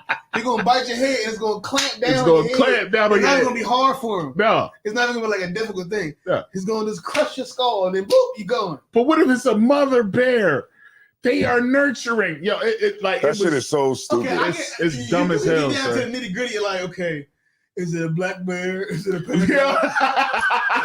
Is it a grizzly bear? You can do all that. But I'm assuming a bear. I'm assuming a freaking bear. A monster. I'm assuming a bear that'll kill you. I'm assuming based on the line of questioning. Right. If we're talking about a wild animal that will kill you. Right. That's big enough to kill you that you can't run away from. You can't physically fight. You cannot run from. So what's the butt of the joke? It's not a joke. The fact of the matter is, a lot of women are saying a bear. even men are saying that they would rather have. And here's the crazy part, right? The crazy part is a lot of people were saying, is it a black man or is it a white man? Did they say which one they prefer? A black man. I would assume so. They that prefer. Makes sense though, because that's a good point. Yeah, because you got to think about the propaganda. Kind of. The propaganda is that if you're alone, a woman, if you're alone with a man, he's gonna try to rape you and kill you. Right. That's the propaganda. Obviously, I didn't realize that's how women thought. I guess I did in hindsight, but women, I guess women think that if you're alone with a man, he's going to try to have sex with you, and or rape you and kill you. Right. Right. Well, I'm not like that. And I think white. That's a good point. Right. White men have the propaganda of being the serial killer. Right. Like when we think of being alone in the woods, when we think about being alone in the woods, the image of a man coming to kill you isn't a black man. Right. If you're alone in the woods, you don't think there's a black man roaming around coming to kill me. Right. No, you think it's a white man with a hatchet because that's in the movies. Right. That's Jeffrey Dahmer. That's like the outliers of the serial killers. That's the stereotype. And the movies, a white man in the woods that want to stab you and eat your brains. He's right, kind of a kind. And I think that's what it is. I think it's people are too insulated in propaganda and TV and movies. Mm-hmm. But when it comes down to it, most men are not sexual predators. Right. Most men aren't rapists. Right. Aren't serial killers. Most men, if they find themselves in a situation where they're alone in the woods with another woman, it's not going to be 30 minutes in and they're going to be like, well, time to kill your ass. Time to get some raping. Like, that's not what's going to happen. Like when I think... most men are going to figure out, how the fuck can I get out these woods? Right. Most men, okay, do you know, they're going to ask them, do you know a little echolocation or something? Or, you know, a little tracking? How the fuck can we... Most men... There's not going to be most men are not going to go to being a sexual predator because they're alone in a remote area with a woman. Right. That's not what's going to happen. That might be kind of your perception from TV. But that's not the reality of humans. It's like it. I think that they are really thinking of the worst case scenario. And you know, and that shows a lot where we are as a people, I guess. But when I think about it, like I've seen a lot of TikTok videos, and a lot of these dudes that be cooking on rocks be making some amazing food. So I'm thinking, like, you know, my daughter is gonna be in the woods, and she gonna be like, I can't, and she gonna come upon she gonna taste the air, and it's gonna be somebody cooking on a rock. A daggone piece of fish, and he gonna be like, you know, don't worry, I'll get you back to your daddy. You know what I'm saying? But evidently, they believe that you're gonna run into some dude that's just been escaped into the daggone woods to get away from society. And you got the Timothy McVeigh, you got that one boy from Atlanta. Remember, you ever see the show Atlanta? Oh yeah. And the boy was in the woods, and he got lost. The main character got lost in the woods. And he was like, the boy was just standing there like, better get out of here. That's movies and TV and the news. I'm gonna count to 10. 1, 2, 7, 8.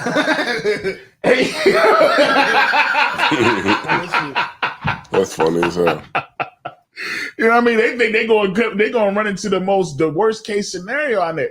But you know what? The worst case scenario, a freaking bear, man. That's probably if I gotta choose between standing next and okay, that is the thing that is kind of I don't really understand. Like, Right? Are you saying that I'm standing next? The woman is standing next to, like I'm standing right next to the bear. Right.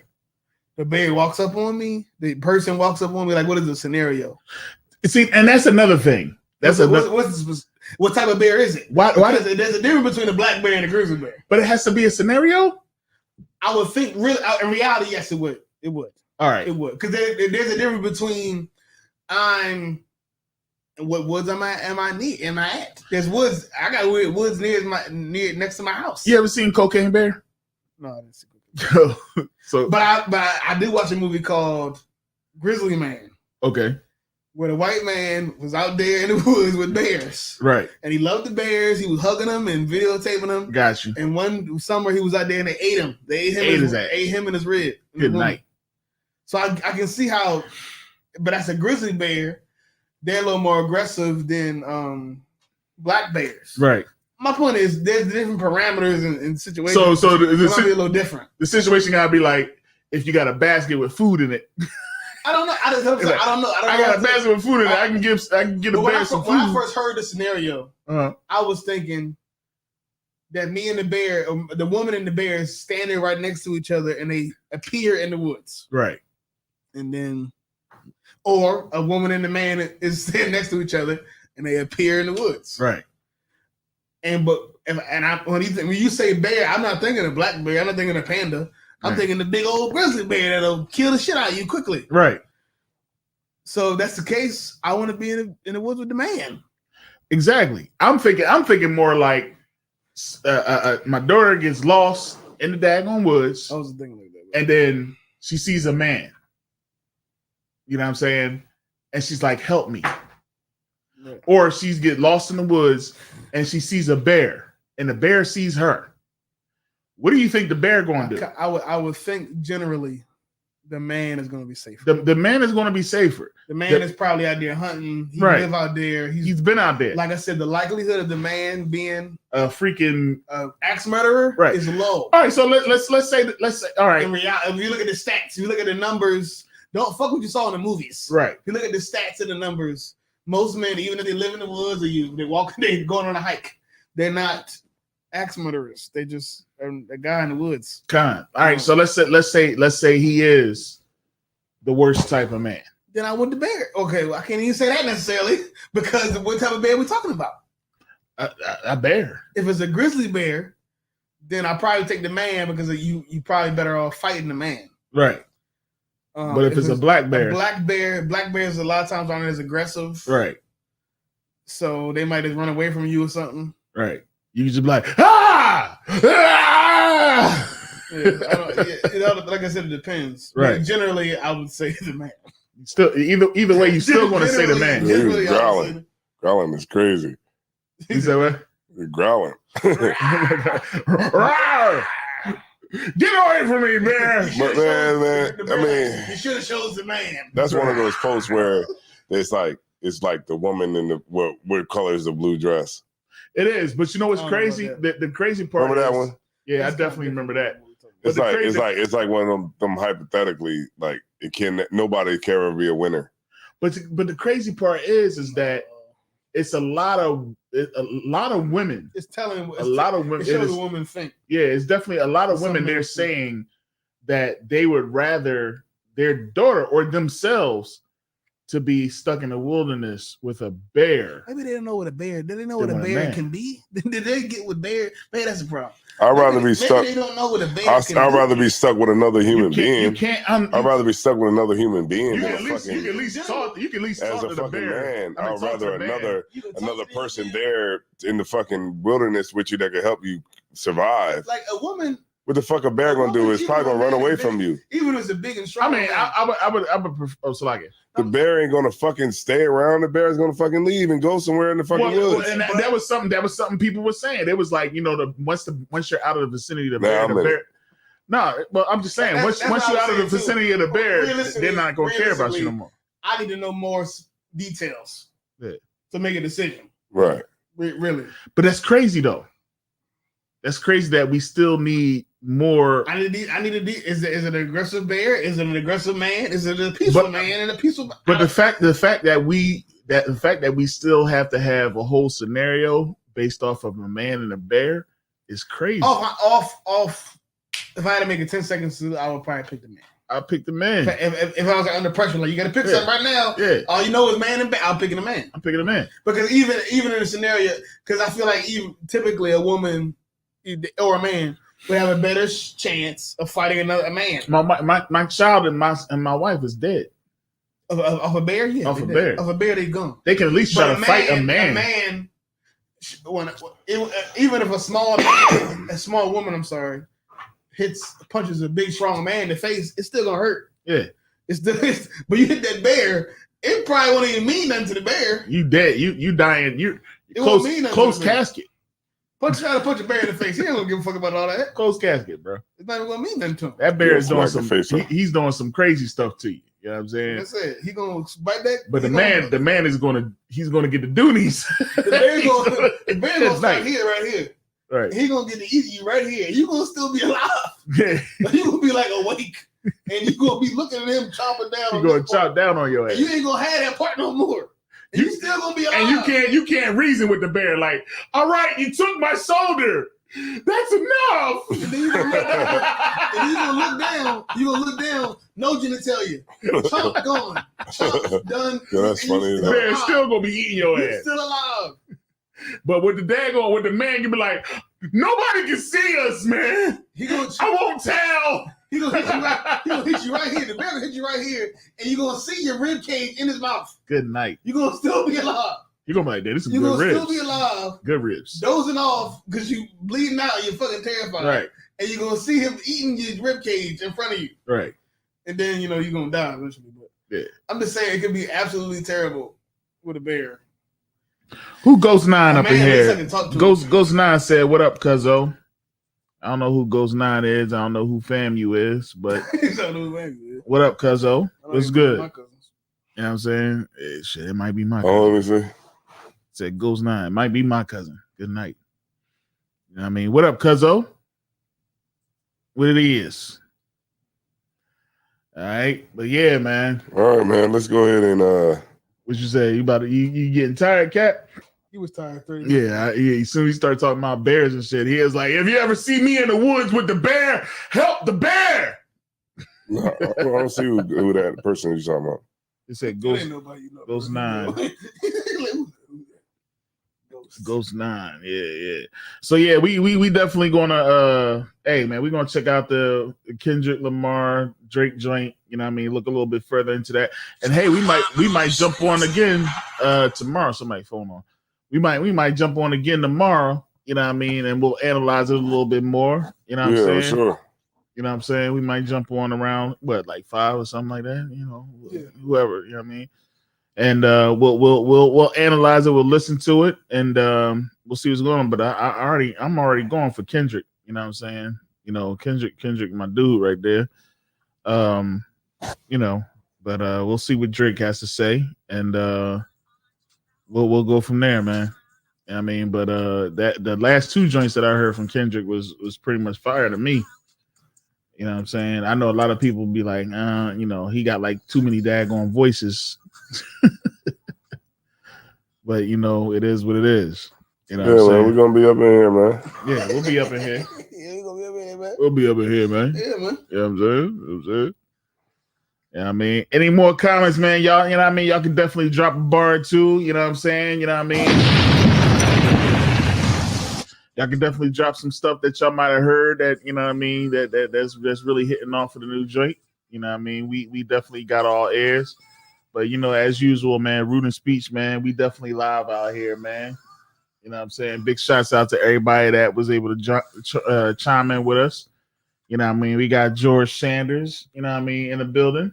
You know what I mean? The Kashuan in the building. Gave him a big shout out one time. Paratazar was in the building earlier in the car. Ghost 9, you know what I mean? Cuzzo, whoever you is. Sleep like a mother. You know what I'm saying? Everybody's shouting out. Ronaldo. Who else we got up in this joint? You know what I mean? Malakia was up on this joint. He actually called in. Why do you, sir? You know what I'm saying? All right.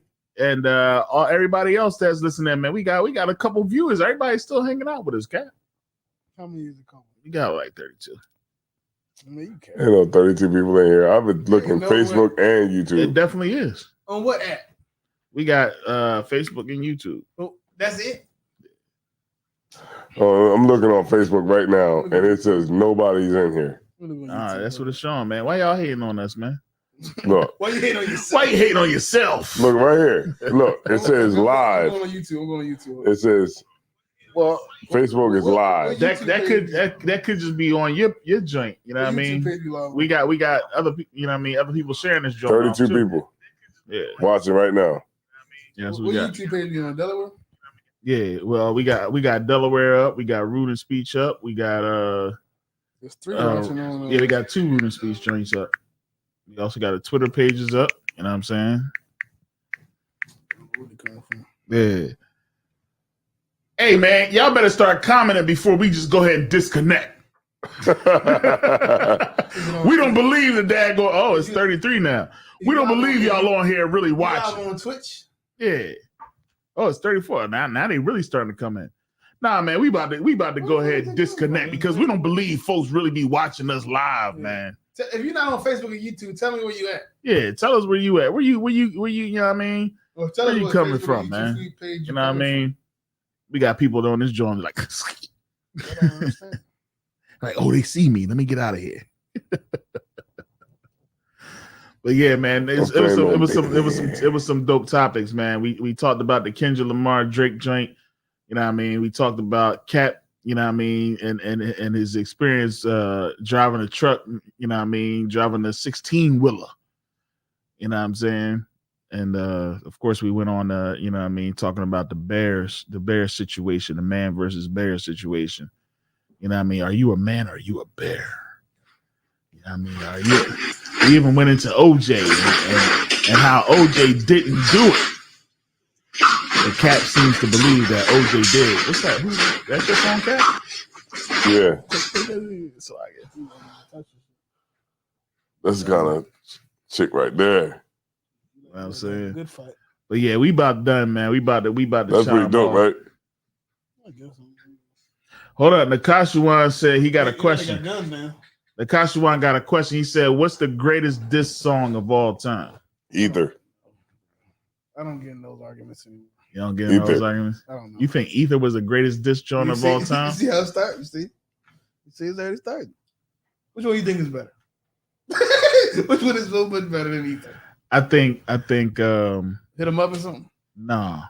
Ooh wee. That's a good one though. Can I bust? Actually, hit him up was pretty. Nah, you know what? Hit him up was pretty damn crazy. What was the first one that came to mind when you heard him say that? When he first said it, I actually went back to Roxanne Shante.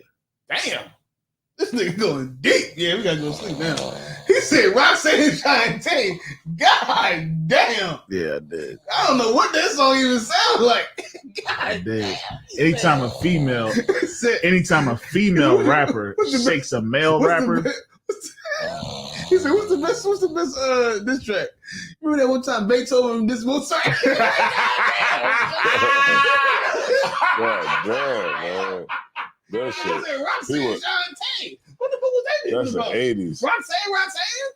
Roxanne, that bitch. God damn. Yeah. Roxanne. He said, A Roxanne female Man. shook up a whole. Shook Ether up was the shit What that. was the line that she said that was crazy? Like, name, what's the line? Like she was the I'm the real Shante. Like she basically came back and shook up whole all of What's them. the line that she said? I don't remember the freaking Man, you line. talking about that? But I can tell you Ether though. I don't remember the freaking line. I would have to go back, but it's just the fact that a female rapper was able to step in midst of male rappers Women do that now. and shape the game. Like that, and in my opinion, that was just like, damn, that's crazy. You know what I'm saying? But nah, Hit 'Em Up, Tupac, when he came back with that right there was ground shaking. Because it was just like, damn, this nigga just took it to a whole nother level. I would say Hit 'Em Up. I like when he said, "Don't want y'all niggas got sickle cell or something." Yeah, that shit was crazy. That shit was crazy. But it was just a lot of stuff that he made it personal. He made it real personal. You know what I'm saying? So I would say Hit 'Em Up was definitely. He said some shit that probably wasn't even true. So he's acting like he's fucking on. Yeah, but you believe it. That's all it takes. That's all it took. A lot of shit they saying right now, it's not true. All the Drake and Kendrick, a lot of shit they saying ain't true, but it just make enough for you to think that it maybe is true, and that's all it takes. Just the idea. Yeah. Cause I don't want to sleep, so yeah, he ready to rock, man. We about to go to Wawa. All right, man. He about to go to Wawa. Yeah, right. I'm go to the crib. Yeah, man. That's gonna be the next phone call. What you want from Wawa? You want some chicken? You want some real fun? I don't want nothing. I'm about to come pick you up right now. Don't come here. Whatever you do, never come here. You want to come get this chicken, ain't you? Come with cars, sir. Take it. Take it. Take it.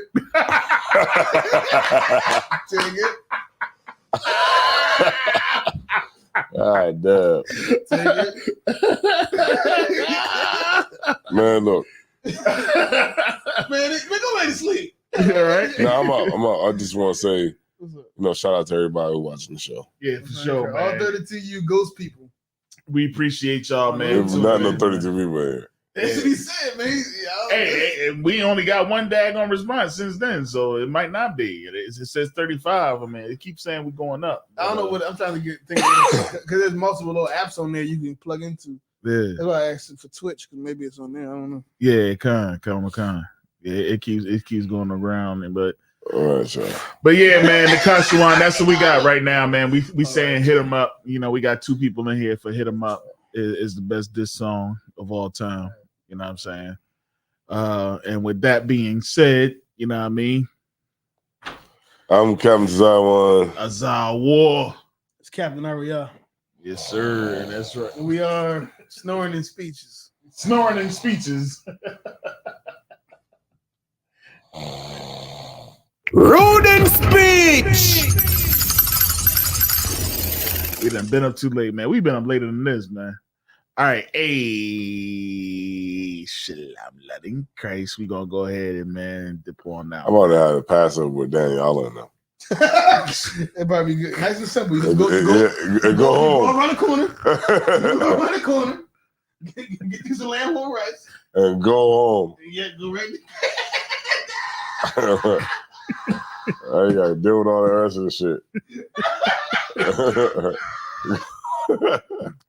It's probably the simplest Passover. It's gonna be the least effort Passover ever. It's probably amazing. We can listen to all the day y'all and do shit.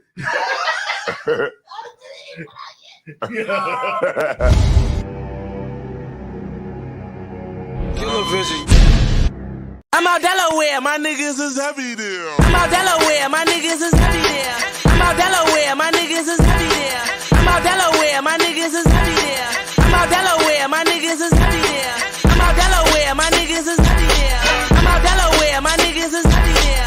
I'm out Delaware, my niggas is heavy there. Thinking they looking for me, them pussies they never did. We got the jizzle in the building, shooters in the background. Let a nigga step Mossberg sitting back down. Once they do the book, fuck niggas, yeah, I'm back now. Let everybody start, bunch of funny niggas fat now. Dope game silly, all these plugs earn the rats now. 3 shears nitty, all these frauds want rap now. 20 throw his dukes up, try me to death. Put the G's in your swag, made it cool to wreck and say. All my niggas heavy head, play with heavy metal gear. Chest shot it, burn his body like Patron the Belvedere. Talk about it in they rap, but these pussies never there. Real recognize real, I look familiar everywhere. That's why they see me on the TV, banging on my CD. Getting to that money like I'm bagging up from OZ. Scratching and surviving, now I'm stacking and supplying. Boys flowing through the city and these haters can't deny it. I'm out Delaware, my niggas is heavy there. I'm out Delaware, my niggas is heavy there. I'm out Delaware, my niggas is heavy there. I'm out Delaware, my niggas is heavy there. I'm